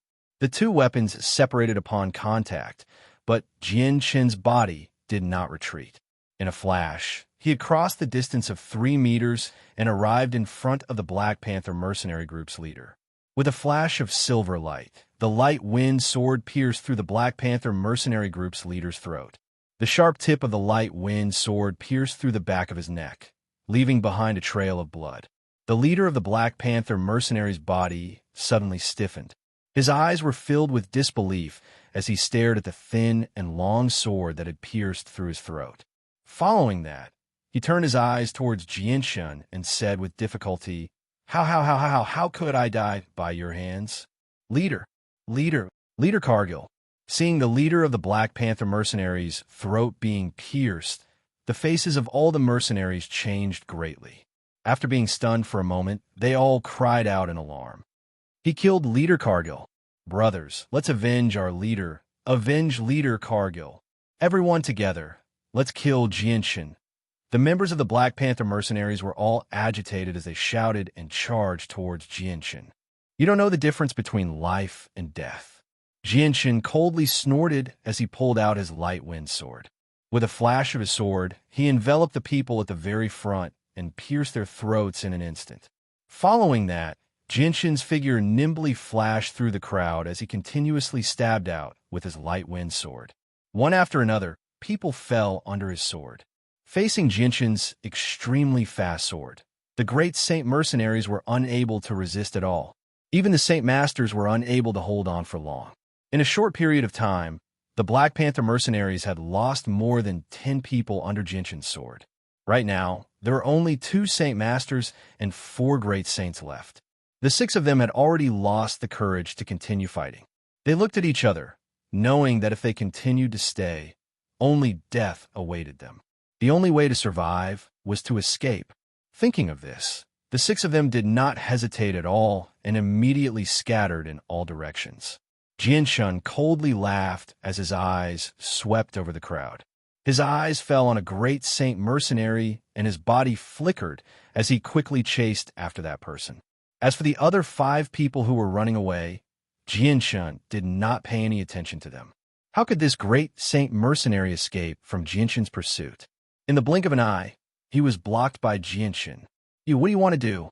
Seeing Jinshin suddenly appear in front of him, the mercenary's face turned pale as he timidly took out his saint weapon and spoke with a trembling voice. The light wind sword had already disappeared from Jinshin's hand. Jinshin slowly crossed his arms in front of his chest as he calmly stared at the mercenary, who was much older than him. He lightly said, "Do you want to live?" "Yes." The mercenary replied without hesitation. But then, as if he had understood something, a trace of hope appeared on his face as he asked in disbelief, "Could it be that you're willing to let me go? Letting you go is no big deal. Killing you is meaningless to me. As long as you cooperate with me and tell me what I want to know, I'll let you go," Jinshin said. Hearing Jinshin's words, the mercenary's eyes revealed a trace of pleasant surprise as he said, "Okay, as long as you're willing to let me go, I'll definitely tell you everything I know. I won't dare to hide anything from you." Jinshin slightly nodded and said, "Let me ask you, what method did the Tianxiong clan use to deal with me? How did you recognize me?" As soon as Jinshin's voice fell, the mercenary didn't hesitate and immediately replied, "The Tianxiong clan placed a bounty of 10,000 purple crystal coins on your capture in a mercenary union. At the same time, they also revealed some of your characteristics. So when we saw you fight with the shelled tortoise, we immediately recognized you as the person who the Tianxiong clan placed a bounty on." Jinshin frowned slightly. The Tianxiong clan had placed a high bounty in the mercenary union, urging the mercenaries to capture him. This was beyond his expectations. After hesitating for a while, Jinshin's eyes suddenly lit up. He couldn't help but reveal a trace of sinister smile as he said, "I can let you go, but you have to do something for me." "What is it?" "As long as I, Clin, can do it, I will definitely do my best." The mercenary solemnly vowed. Perhaps it was to make Jinshin believe in him even more, but he said this with an abnormally firm tone. "After you return to Wake City, do your best to spread the news that I'm in the magical Beast Mountain Range. I want everyone in Wake City to know that I'm here, understood?" Jinshin's gaze was tightly fixed on the mercenary. "Understood, I understand." Although he didn't know what Jinshin wanted to do, the mercenary still immediately agreed. He didn't dare open his mouth to ask, afraid that if he angered Jinshin, he would lose his life. Jinshin thought for a while before continuing. "Also, tell them that I'm already heavily injured, understood?" "Understood, understood. Don't worry, I'll definitely spread the word about your intentions." The mercenary hurriedly agreed. Jinshin nodded with satisfaction and waved his hand. "You can go." The mercenary acted as if he had been granted amnesty. Without the slightest hesitation, he immediately ran outside as fast as he could, as if he was afraid that Jinshin would suddenly change his mind and take his life. Chapter 146. Jinshin counted the monster cores he found from the Black Panther mercenaries. Among the 100 monster cores, more than half of them were rank 3 monster cores, while the rest were rank 2 monster cores. Just from the number of monster cores, it was clear that the Black Panther mercenaries had spent a long time collecting them. Unfortunately, because of their greed, many of them had lost their lives at the hands of Jinshin. and the monster cores they had collected after countless battles with magical beasts ended up in the hands of Jianshan. Their previous efforts were all for someone else. Jianshan was in a good mood as he stored the 100 monster cores into his spatial belt. Although he hunted at least 20 to 30 monster cores a day, these 100 monster cores were still not a small amount to him. It was enough to sustain his cultivation for several days. I really hope that mercenary can complete the mission I gave him. A reward of 10,000 purple coins is not a small amount. I'm sure that many mercenaries will be moved by it. Jianshan muttered to himself. Then, a smile of anticipation appeared on his face as he said, I hope that they won't have too few monster cores. This will be another great harvest. As the saying goes, people die for wealth and birds die for food. Since you guys couldn't resist the temptation and came to deal with me, then don't blame me for being ruthless. Towards the end of his sentence, a dense killing intent flashed through Jianshan's eyes. These 2 days, I have to quickly increase my strength. Otherwise, if I meet a group that is too strong, although I won't be captured, it will still be very difficult to deal with them. In addition, I have to be on guard against great Saint Masters.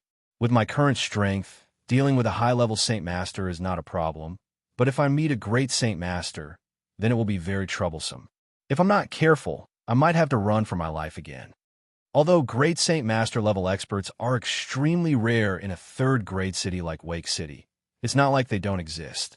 It's just that they're as rare as phoenix feathers and unicorn horns. No one can guarantee that there won't be a great Saint Master level expert who won't be able to resist the temptation of 10,000 purple crystal coins and come and deal with me. It seems like I have to quickly raise my strength to the Saint Master level in the next few days. That way, even if I meet a great Saint Master level expert, I'll still have the strength to fight. Jianshan pondered. After making up his mind, he didn't continue to hunt magic beasts. Instead, he came to a nearby hill. He passed through a thicket of thorns and arrived in front of a cliff. The cliff was covered with tall weeds. Jianshan arrived in front of the mountain wall and gently pushed aside a patch of thick weeds, revealing a dark cave entrance.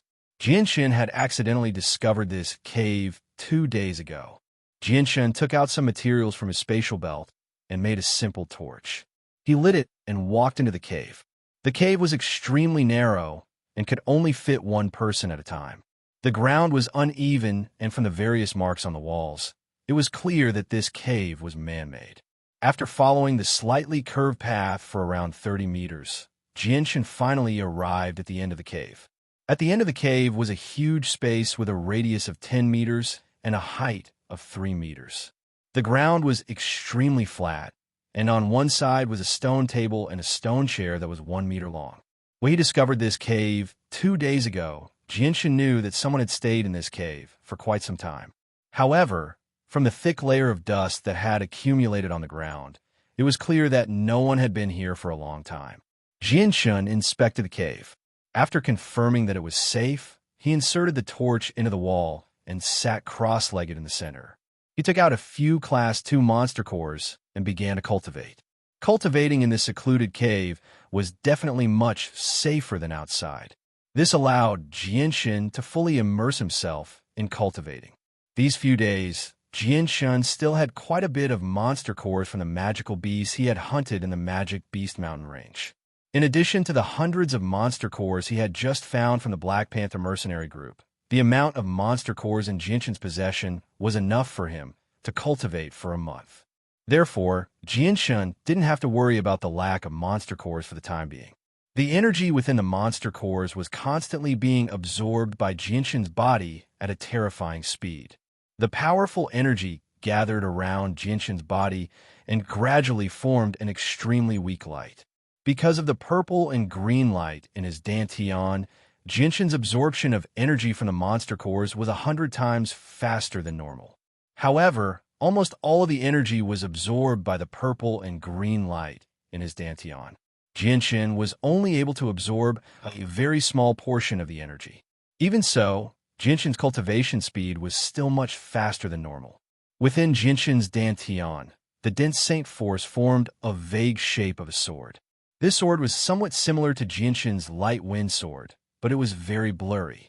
Even the hilt could only be vaguely seen.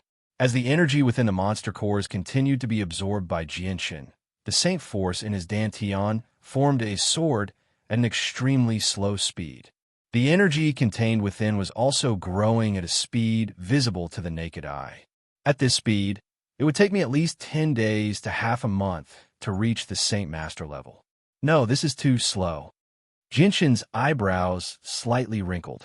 The purple and green light in his dantian were absorbing too much energy, causing Jinshin to feel a little dissatisfied. Let's see if I can steal the energy from it. Suddenly, Jinshin's heart stirred. He immediately focused his mind and began to forcefully steal the energy that was being absorbed by the purple and green light in his dantian. However, the purple and green light in his dantian were absorbing energy at an extremely fast speed. Jinshin was only able to steal a small amount of energy, even with all his strength. Even so, Jinshin was still satisfied. This was because this small amount of energy was enough to increase his cultivation speed by another 10 to 20%. If he could maintain this speed, then it would only take a few days for him to reach the Saint Master level. Within the cave, Jianshan sank into a state of cultivation. Outside of the magical Beast Mountain range, Wake City was once again bustling with activity because of a certain matter. A piece of news came from the mouth of a mercenary. Although no one knew if this piece of news was true or false, it caused many powerful mercenary groups and powers to go to war. The person that the Tianxiong clan had placed a bounty of 10,000 purple crystal coins on had actually appeared in the magical Beast Mountain range. Moreover, he was alone and was heavily injured, causing his strength to sharply decline. This piece of news that couldn't be verified caused many mercenary groups to set out for the mountain range of magical beasts. They all had the mindset that it was better to believe it was true than not. After all, 10,000 purple crystal coins wasn't a small sum, and the target was a youth who wasn't even 20 years old. In the eyes of many, this was an extremely simple mission. The only problem was that it was extremely difficult to find the person. Now that the target mission had appeared, there were very few people who could resist the temptation of 10,000 purple crystal coins. Even though many of them knew that the target's strength wasn't weak, causing the powerful Tianxiong clan to suffer a huge loss, they still weren't afraid. In just a few days, the news of Jianshan being heavily injured in the magical Beast Mountain range had already spread to the nearby cities and towns. As a result, many mercenary groups and powers from other regions all rushed to Wake City, causing more and more mercenaries to gather in Wake City. Seeing that the situation had developed to such a stage, some of the lone rangers who were confident in their own abilities also entered the mountain range of magical beasts, hoping to try their luck and see what was going on. Many of them were hoping to fish in troubled waters. In the blink of an eye, 7 days had passed. In a cave within the mountain range of magical beasts, Jianshan was still sitting cross-legged on the ground, absorbing the energy from the monster cores to cultivate. The torches on the walls of the cave had long since been extinguished. The entire cave was pitch black, to the point where one couldn't even see their own fingers. In these few days, Jianshan seemed to have completely immersed himself in the pleasure of cultivating. As the Saint Force in his body continued to increase, Jianshan could clearly feel that his strength was rapidly increasing. In these few days, Jianshan had been sitting cross-legged on the ground, not moving at all. Only when he was exchanging for monster cores did he move his arms and legs. When he took out the monster cores, he once again entered a state of cultivation. For several days, Jianshan did not eat or drink. Immersed in cultivation, it was as if he could not feel hunger or thirst. Chapter 147. At this moment, a powerful pulse of energy radiated from Jinshan's body. At this moment, the rate at which he absorbed the energy from the monster cores actually increased. As the energy from the monster cores surged out like wild horses, the dense energy gathered around Jianshan and formed a white mist visible to the naked eye. The white mist emitted a hazy light, which was extremely obvious in the pitch-black cave. It was like a lamp that illuminated Jinshan's body that was hidden in the darkness. At the same time, all the pores on Jinshan's body suddenly opened wide. They seemed to have turned into extremely hungry children, opening their large mouths and greedily absorbing the surrounding energy that had already formed a faint white mist. The frantic absorption of energy from his pores brought some pain to Jinshin's body. It felt like countless ants were biting him all over. The numb and itchy feeling spread to his heart, making him panic. Jinshin sat on the ground peacefully like an old monk in meditation. He was indifferent to the numb and itchy feeling all over his body, as if he couldn't feel the pain at all. Within his body, the dense and pure energy turned into ripples of energy that gathered in his dantian. In the end, it was absorbed by the Saint weapon floating in his dantian. After the Saint weapon absorbed the energy, not only did its color slowly change, even the model of the sword became clearer and clearer.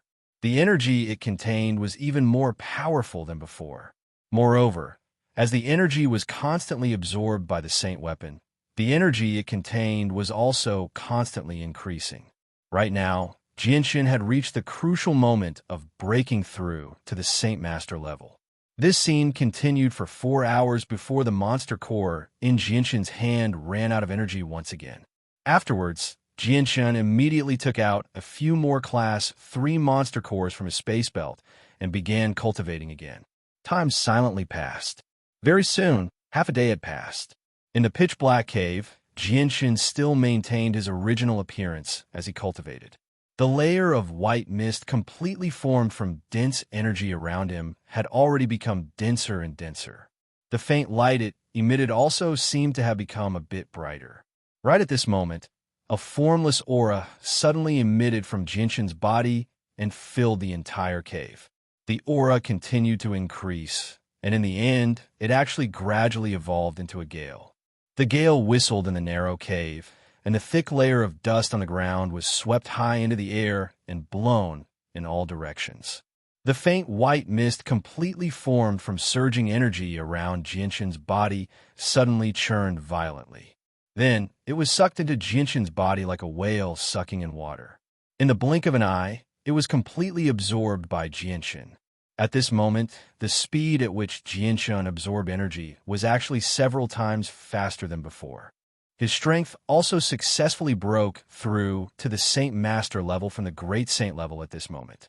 However, the moment Jinshin broke through, the 2 specks of light in his dantian actually did not continue to compete with Jinshin for energy. Jinshin finally opened his eyes slowly. The moment he opened his eyes, a weak light shot out from his eyes and disappeared in a flash. The light was weak, but it was extremely obvious in the pitch-black cave. Sensing the surging saint force within him that was several times more powerful than it had been a few days ago, an excited smile finally appeared on Jinshin's face. Afterward, a silver-white sword suddenly appeared in his hand. The entire sword gave off a weak silver-white glow, dispersing much of the darkness nearby. A sharp light flashed in Jinshin's eyes, and in the next moment, the silver-white light on the sword began to emit a strong sword chi. Immediately after, Jinshin stabbed out with the sword, and a small sword chi escaped from the sword and shot towards the wall of the cave with lightning speed. In the pitch-black cave, there was a flash of silver-white light. The sword chi had already shot into the wall of the cave with lightning speed, disappearing without a sound. It only left behind an extremely small mark on the tough wall. Jinshin's body slightly swayed, and like a ghost, he appeared in front of the cave wall and stabbed the light wind sword towards the wall. Pooh! With a light sound, the wall of the cave seemed as fragile as tofu in front of the light wind sword. The light wind sword's 4-foot-long blade had completely penetrated the wall, leaving only the hilt outside. When the light wind sword pierced the wall, Jinshin didn't feel the slightest bit of resistance. In front of the light wind sword, the wall seemed even more fragile than tofu. Although Jinshin had been able to pierce the wall with a light wind sword before, it definitely wasn't as easy as this. Slowly pulling out the light wind sword, Jinshin's heart was filled with confidence. Even if he were to face Tianxiong again, he wouldn't be able to win, but he would definitely be able to put up a fight. After becoming a Saint Master, Jinshin was no longer worried about being surrounded by a group of mercenaries. Even if there were great Saint Masters amongst them, he would still be able to escape unscathed. Sheathing the light wind sword, Jianshan patted off the dust that had accumulated over the past few days. Afterwards, he lit a torch on the wall and left the cave without any reluctance. By the time Jianshan left the cave, 5 days had already passed. The sun was shining brightly in the sky, and it was noon. Jianshan's eyes indifferently swept around the area. After finding a direction, he left the cave. I hope that the Black Panther mercenaries won't disappoint me. Now that he had become a Saint Master, there were very few people in this small wake city who could make him feel apprehensive. Now that he had become a Saint Master, there were very few people in this small wake city who could make him feel apprehensive. Jianshan leisurely strolled through the mountain range of magical beasts.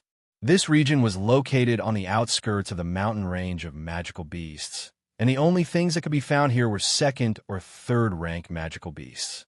If it was before, Jianshan would have to be a bit more careful. But now, as long as he didn't encounter something like the golden-striped silver snake, even a third-rank magical beast wouldn't be able to pose the slightest threat to him. At that moment, Jianshan's ears twitched, and he suddenly stopped in his tracks. From the sound of it, he could tell that the person who was speaking was approaching him. However, because of the dense vegetation in front of him, Jianshan's line of sight was obstructed, so he couldn't see the other party. Harry, we've been searching here for a few days now. We've encountered quite a few devil beasts, but we haven't found a single person that looks like Jianshan. Do you think Jianshan is still here? Could it be that he got the news and ran away a long time ago?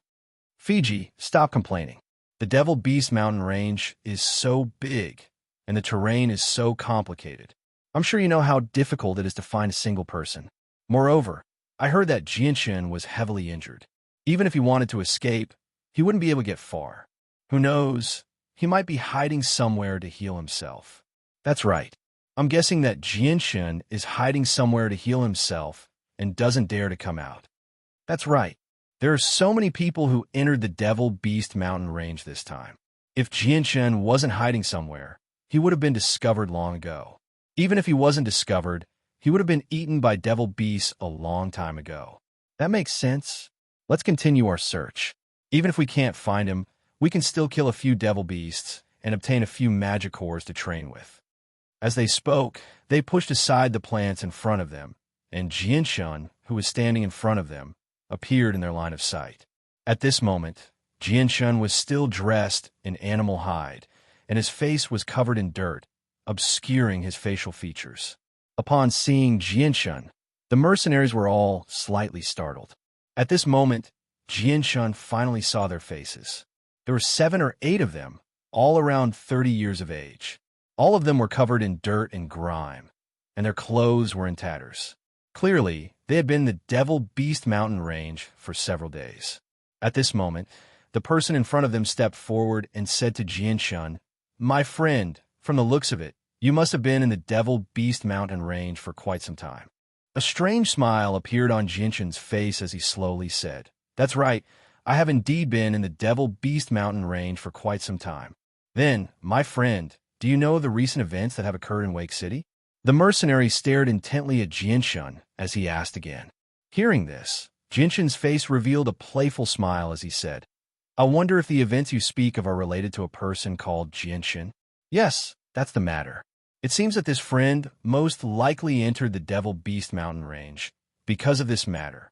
Looking at your attire, you must have entered the Devil Beast mountain range before the rest of us. I wonder if this friend has any news regarding Jianshan?" The mercenary quickly asked, "News regarding Jianshan?" The smile on Jianshan's face was very strange as he slightly nodded and said, "You have asked the right person. That's right. I happen to know the whereabouts of Jianshan." "What? You know the whereabouts of Jianshan?" Hearing this, the group of mercenaries were shocked, and the mercenary who asked the question had an inexplicable surprise on his face. He had casually asked this question, and he didn't expect that the person in the beast's skin opposite him would give him a satisfactory answer. But he didn't expect that the truth would often be unexpected, and his casual question actually hit the nail on the head by a stroke of luck. "This friend, may I ask where Jianshan is right now?" Immediately, one of the mercenaries impatiently asked. It seemed that in their eyes, Jianshan was a mountain of treasures. They didn't even consider whether they had the strength to deal with him. A faint smile hung on Jinshin's face as he slowly said, "Far away on the horizon, but close at hand." Jinshin looked at the mercenaries with a playful expression. "A few great saints also want to capture me. It seems that the Tianxiong clan's bounty of 10,000 purple crystal coins has gone to their heads." Jinshin secretly thought to himself. Chapter 148. The mercenaries' words caused the rest of the mercenaries to be startled. They all looked at Jinshin with faces full of shock and disbelief. None of them would have thought that after searching for so many people in the Devil Beast Mountain range for so many days, Jinshin would actually be found by them. What was even more laughable was that they actually found Jinshin under such circumstances. The mercenaries were stunned for a moment before one of them bitterly smiled and said, "I say, brother, you don't need to joke with us like this. Moreover, this kind of joke shouldn't be made. If there really is an idiot who believes you, then they might actually capture you and take you to the Tianxiong clan for a reward." Hearing this mercenary's words, the rest of the mercenaries also came to a realization. They all had a bitter smile on their faces. Just now, they were really shocked by Jinshin's words. This friend, the name Jinshin, is very important right now. In the future, it will be best if you don't make this kind of joke. Otherwise, I'm afraid it will bring you a lot of trouble. Another mercenary said. None of them actually believed that the person in front of them was the person they were looking for, Jinshin. Jinshin bitterly smiled and said, "Then how can you believe that I am Jinshin? According to what I know, Jinshin's saint weapon is an extremely small sword, and he isn't very old either, only around 20 years of age. Moreover, his speed is extremely fast, especially when it comes to thrusting. It's so fast that even a few Saint Masters find it difficult to dodge. I heard that quite a few Saint Masters have died to his hands because they couldn't dodge his sword," said a mercenary. The silver-white light wind sword appeared in Jinshin's hand. Jinshin held the light wind sword and said with a faint smile, "Then take a look and see if this is the sword that Jinshin uses." Hearing this, the mercenaries all looked at the light wind sword in Jinshin's hand and carefully examined it. Look, this sword looks a bit like the one described." "Yes, it really does look like it. It's practically the same." Immediately, two of the mercenaries couldn't help but open their mouths. Hearing their words, the rest of the mercenaries also became serious. Their gazes towards Jinshin had already undergone a subtle change. "You really are Jinshin." One of the mercenaries stared at Jinshin's face that was covered in dust and asked in a deep voice. At this point, the mercenaries with a bit of brains had already realized that the person in front of them was the person that they were looking for. Jinshin smiled and said, "That's right, I am Jinshin, the Jinshin. Now that I'm here, shouldn't we capture me and bring me back to the Tianxiong clan to receive the reward?" Hearing this, the merry faces of the mercenaries suddenly became serious. Looking at each other, one of them immediately shouted, "Brothers, surround him." As soon as his voice fell, the person who spoke took the lead and rushed towards Jinshin. The rest of the mercenaries hesitated for a moment before rushing forward and forming a circle around Jinshin.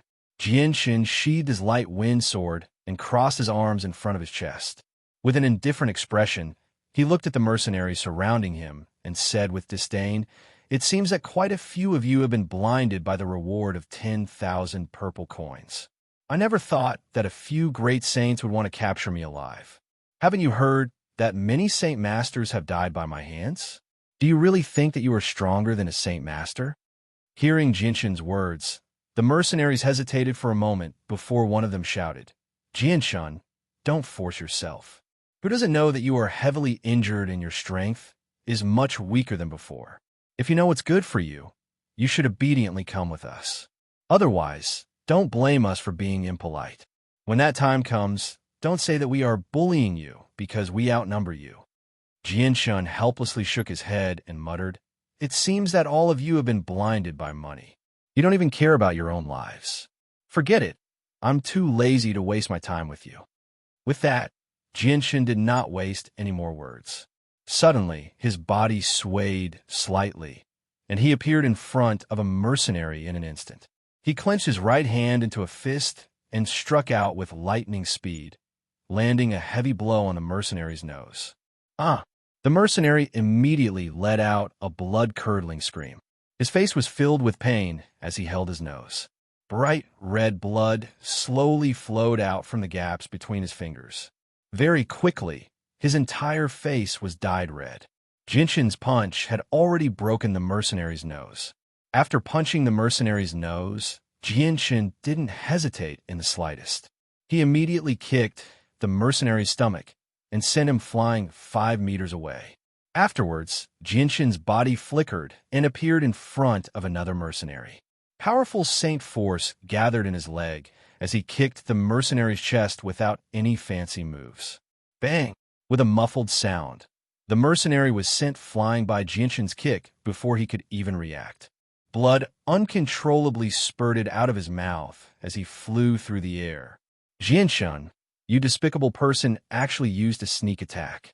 Everyone attacked together and take him down.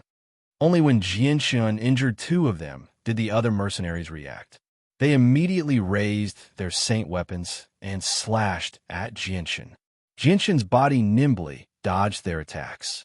His figure flashed as he approached the other party.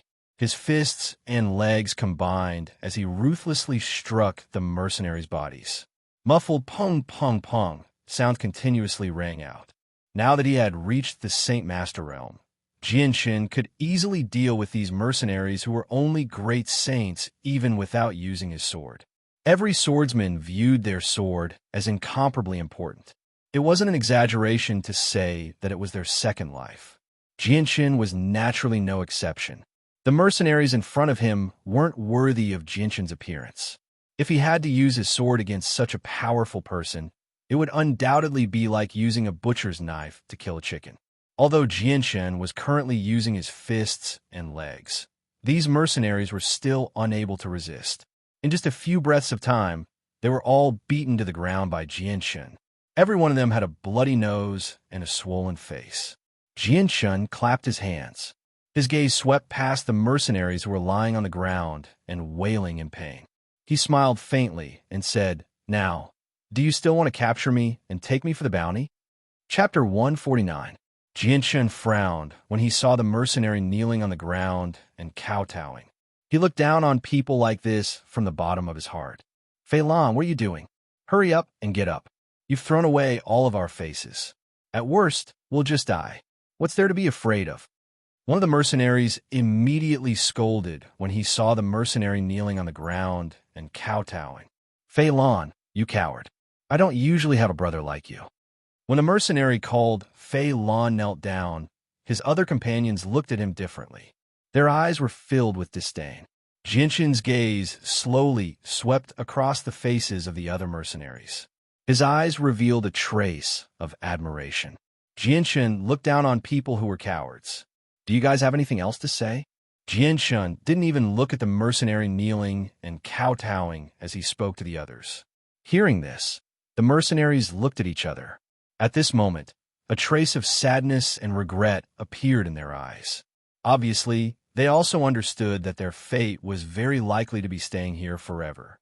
They wouldn't be able to see the sun tomorrow. "If you want to kill us, then do as you please. There's nothing to say."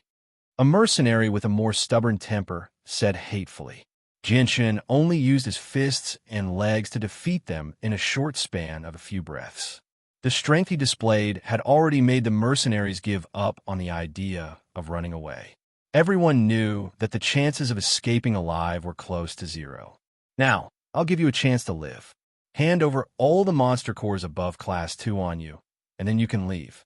Otherwise, only death awaits you. You can decide for yourself what you want to do." Jinshin's voice was extremely gentle. Hearing this, the mercenaries didn't hesitate and immediately nodded in agreement. Then, they all obediently took out all the magic cores above rank 2 from their spatial belts and placed them on the ground one by one. Although they were very reluctant, they weren't stupid and knew what to do at this time. Jinshin glanced at the less than 10 magic cores in front of the mercenaries and said, "Hand over the magic cores." Immediately, a mercenary picked up the magic cores on the ground and obediently handed them to Jinshin. Reaching out to take the magic cores that the mercenary handed over, Jinshin waved his hand and said, "Go, go. I'm in a good mood today, so I'll let you guys go for now. If as a next time, I won't be so kind." The mercenaries didn't dare to stay in the slightest and immediately fled with their tails between their legs. Seeing the mercenaries disappear into the forest, Jianshin smiled and put away the magic cores into his spatial belt. Kneading his fists, he murmured, "I don't know how many years it's been since I used my fists and legs to beat someone. Although I'm a little rusty, it feels pretty good." Rank 2 magic beasts shouldn't be easy to kill for those mercenaries. Not only were they taught a lesson by me, I even took away the few rank 2 magic cores they had. They probably won't let this matter go so easily. I reckon that many people will soon know that I, Jianshin, have appeared in this area. Hee. I wonder how many people will be blinded by the 10,000 purple crystal coins. I hope the people who come aren't too weak. Otherwise, this little plan of mine will soon be ruined. I must take advantage of this good opportunity to reap a large harvest. In any case, those people are all here to capture me, so they are all enemies. Against enemies, there's no need for me to hold back. Moreover, the law of the jungle is the law of survival in this world. Jinshin's face gradually revealed a trace of expectation. Due to the fact that the amount of magic cores he used on his path of cultivation was 10 times, or even 100 times that of others, he had no choice but to think of ways to obtain more magic cores. Because of the 2 spots of light in his dantian, one purple and one green, Jinshin had no choice but to give up on absorbing the yuan qi of heaven and earth to cultivate. He could only rely on magic cores to increase his strength. Not long after the mercenaries that had been released by Jinshin left, they immediately spread the news of Jinshin's location. 1 spread to 10, 10 spread to 100. Jinshin's location quickly spread throughout the entire mountain range of magical beasts. Immediately, those mercenaries who had received the news and were still blindly searching everywhere, as well as various powers, all rushed to the place where Jianshin had appeared.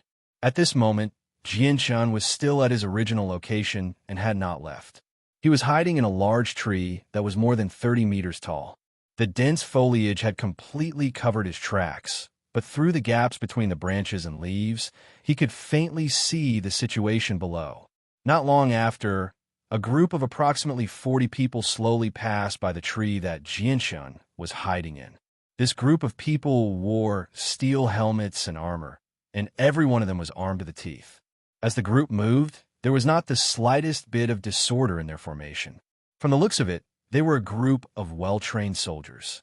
When Jianshin saw the group of mercenaries below through the gaps between the leaves, the name of a mercenary group quickly surfaced in his mind. Immediately, his face became somewhat gloomy, and an intense killing intent flashed in his eyes. Following the sound of leaves rustling, Jianshin had already jumped down from the large tree that he was hiding in. "Who's there?" "Careful, there's someone on the tree." Just as Jianshin made the sound, someone from the group of armored mercenaries below immediately shouted loudly. Immediately, all of them took out their holy weapons and vigilantly stared upwards. Jinshin's feet pushed against the tree trunk, and his body glided through the air for nearly 20 meters. Finally, like a feather, he landed on the ground, just in time to block the group of mercenaries. "Who are you?" The armored mercenary at the front stared sharply at Jianshin as he sternly shouted. Jinshin's face was somewhat gloomy as he swept his gaze across the group of mercenaries.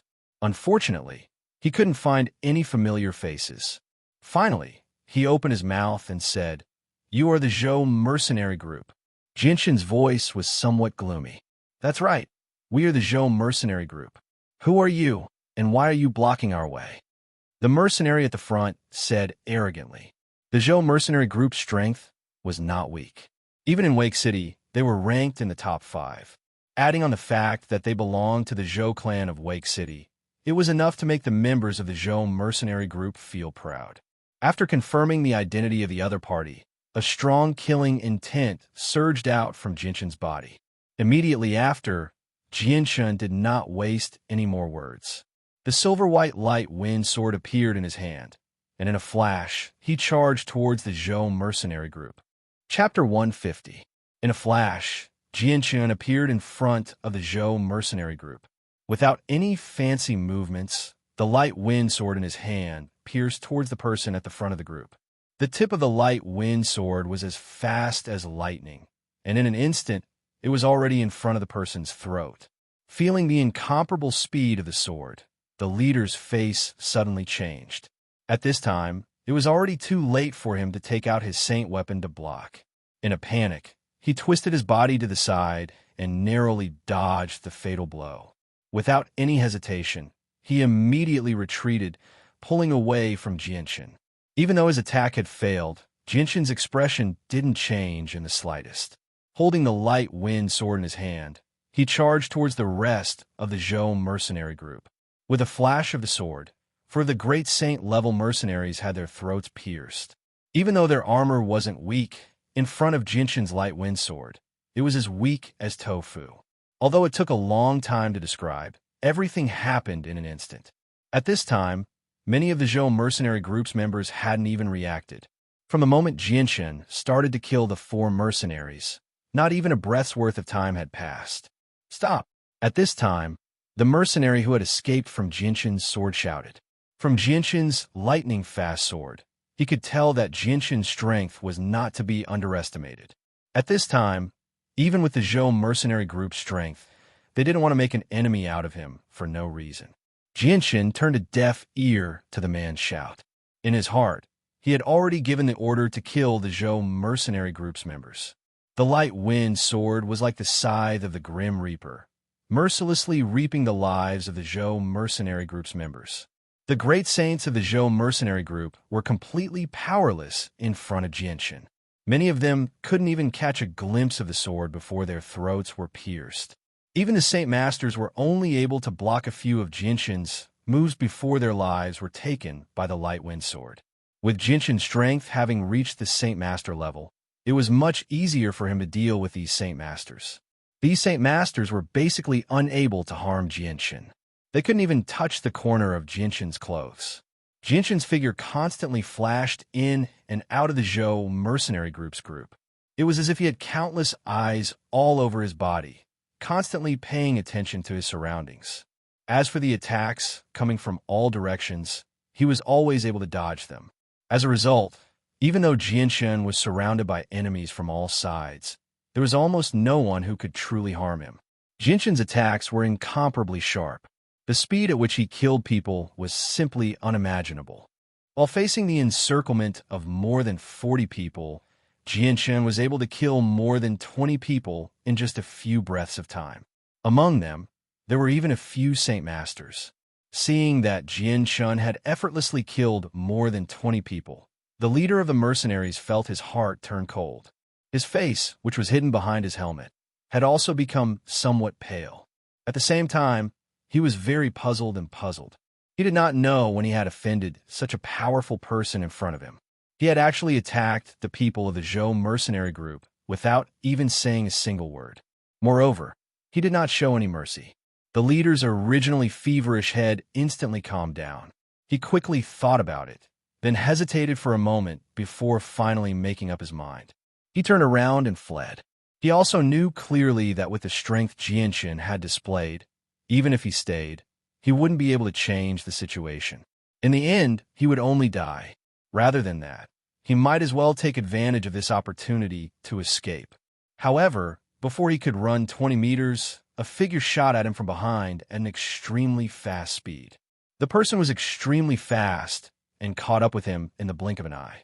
A gleaming silver-white longsword left a thin ray of light in the air and stabbed straight at the back of his neck. The leader of the Zhou mercenary group also had the strength of a high-level Saint Master. Sensing the sword chi coming from behind him, he didn't even look at it. Instead, he did a lazy donkey roll to dodge the attack. He then pushed off the ground with both hands and jumped up. At the same time, a long spear appeared between his hands. A powerful Saint Chi surged from the spear and immediately pierced towards Jinshin. Jinshin's movements didn't slow down at all. His body slightly swayed as he dodged the long sword. Once again, he arrived in front of the leader. With a wave of his hand, the silver white light wind sword turned into a sky full of sword images that surrounded the mercenary. There were tens of thousands of sword images that overlapped with each other. It was a dazzling sight to behold. It was simply impossible to distinguish the real from the fake. When faced with the sky covering sword shadows, this high-level, sacred expert leader didn't know how to defend himself at all. During that moment of hesitation, a silver-white sword tip emerged from the sky, covering sword shadows, stabbing into his throat. Pong! Jinshin once again kicked the leader's chest, sending him flying far away. Holding the light wind sword in his hand, he once again turned around to kill the remaining members of the Zhou mercenary group. Towards the members of the Zhou mercenary group, Jinshin wouldn't let a single one of them go. Captain Chung Yunlong is dead. Captain Chung Yunlong is dead. Captain Chung Yunlong is dead. Everyone run. The death of the leader immediately caused the members of the Zhou mercenary group to panic. One by one, they lost their will to fight. Facing Jinshin, who was like the incarnation of the death god, the members of the Zhou mercenary group all lost the courage to continue fighting. One by one, they threw away their armor and scattered in all directions. After Jinshin had killed a few people, the remaining members of the Zhou mercenary group had already used all of their strength to escape in all directions. Although Jinshin's speed wasn't slow, if he wanted to stop them all, it would be an extremely difficult matter. Humph! The members of the Zhou mercenary group, none of you will be able to escape. Jinshin's eyes flashed with an intense, killing intent. In the next moment, the light wind sword suddenly emitted a powerful and sharp sword chi. Following that, the light wind sword left Jinshin's hand and actually flew out by itself. It turned into a silver-white light, and with an unparalleled speed, it chased after the fleeing members of the Zhou mercenary group. At this moment, Jinshin didn't hesitate to use the divine sword technique in order to exterminate the remaining members of the Zhou mercenary group. Chapter 151. The light wind sword seemed to have transformed into an immortal sword. After circling in the air once, it flew back into Jinshin's hands. Jinshin reached out to receive the light wind sword. At this moment, the light wind sword's body was covered with blood. But even so, it still couldn't hide its sharpness. When the light wind sword returned to Jinshin's hands, the blood on the sword seemed to have been given a life of its own. Finally, the blood gathered at the tip of the sword and dripped onto the ground. In the blink of an eye, the light wind sword that was originally covered in blood once again regained its former glory. The sword's body was as smooth as a mirror, and it emitted a hazy silver glow. In the midst of the green forest, the sword emitted a dazzling light. Jinshin's eyes swept over the corpses on the ground. He then walked over to one of the corpses and flicked his light wind sword at the Zhou mercenary squad's space belt. Immediately, the space belt around the Zhou mercenary squad's waist was flattened, and the space belt fell onto a relatively clean area not too far away. After that, Jinshin used the light wind sword to pick up the space belts of the Zhou mercenaries' corpses one by one. Very quickly, a small pile of space belts had been accumulated. After collecting all the space belts of the Zhou mercenaries' corpses, Jinshin also put away the light wind sword. Then he walked over to the pile of space belts and began to inspect them one by one. He took out all the magic cores and coins and placed them on the ground one by one. Not long after, over 40 space belts had been searched by Jinshin. In front of him, there was a small pile of magic cores and coins. In total, there were over 300 magic cores. Almost all of them were level 1 or 2 magic cores. There was less than a tenth of them that were level 3 magic cores. As for level 4 magic cores, there wasn't even a single one of them. As for the other pile of coins, almost half of them were copper coins and silver coins. There was only a small portion of gold coins, about 500 of them. As for purple crystal coins, there were less than 50 of them. Adding up all the coins here, there were about 70 purple crystal coins. Jinshin didn't think that it was too little. He put all the magic cores and coins into his own space belt and left, leaving behind a large pile of space belts and corpses on the ground. Everything that was valuable in the space belt had been taken out by Jinshin, leaving behind only a few useless items. Jinshin didn't leave the area. Instead, he continued to hide in a large tree 2 kilometers away, waiting for the mercenaries who wanted to capture him. He already knew that there were many mercenaries in the magical Beast Mountain range looking for him. They wanted to capture him and bring him to the Tianxiong clan for a reward. However, because the magical Beast Mountain range was too big and the terrain was very complicated, it was difficult for people to find each other even if they were 100 meters away. Therefore, the number of mercenaries that Jianshan encountered was pitifully small. In a magical Beast Mountain range, the mercenaries that were scattered all over the place were gathering in this direction. The Zhou mercenary group was just a step ahead of them. Not long after, Jianshan, who was hiding in a large tree, discovered another group of mercenaries below him. This group only had a dozen people. In terms of numbers, they couldn't compare to the Zhou mercenary group at all. However, Jianshan could clearly feel that each of these people had the strength of a Saint Master. Their overall strength wasn't any weaker than the Zhou mercenary group. Just as the group of mercenaries passed by the tree that Jianshan was hiding in, Jianshan suddenly jumped down from the dense foliage. Both of his feet kicked off the tree trunk, and his entire body shot towards one of the mercenaries. At the same time, the light wind sword appeared in his hand, emitting a sharp sword chi as it pierced towards the person. The reaction of the group of mercenaries wasn't too fast. Just as Jianshan made a move, they had already noticed him. However, Jianshan's speed was extremely fast. By the time they turned around, Jianshan was already very close to them. The light wind sword in his hand turned into a thin silver light and pierced through the mercenary's right shoulder before he could react. At the same time, the rest of the group of mercenaries also took out their saint weapons and rushed towards Jianshan. At the same time, the rest of the mercenaries also rushed forward, trying to surround Jianshan. Jianshan pulled out the light wind sword from the mercenary's shoulder. Immediately after, the light wind sword continuously flashed as it danced in the air, blocking the saint weapons of the group of saint masters.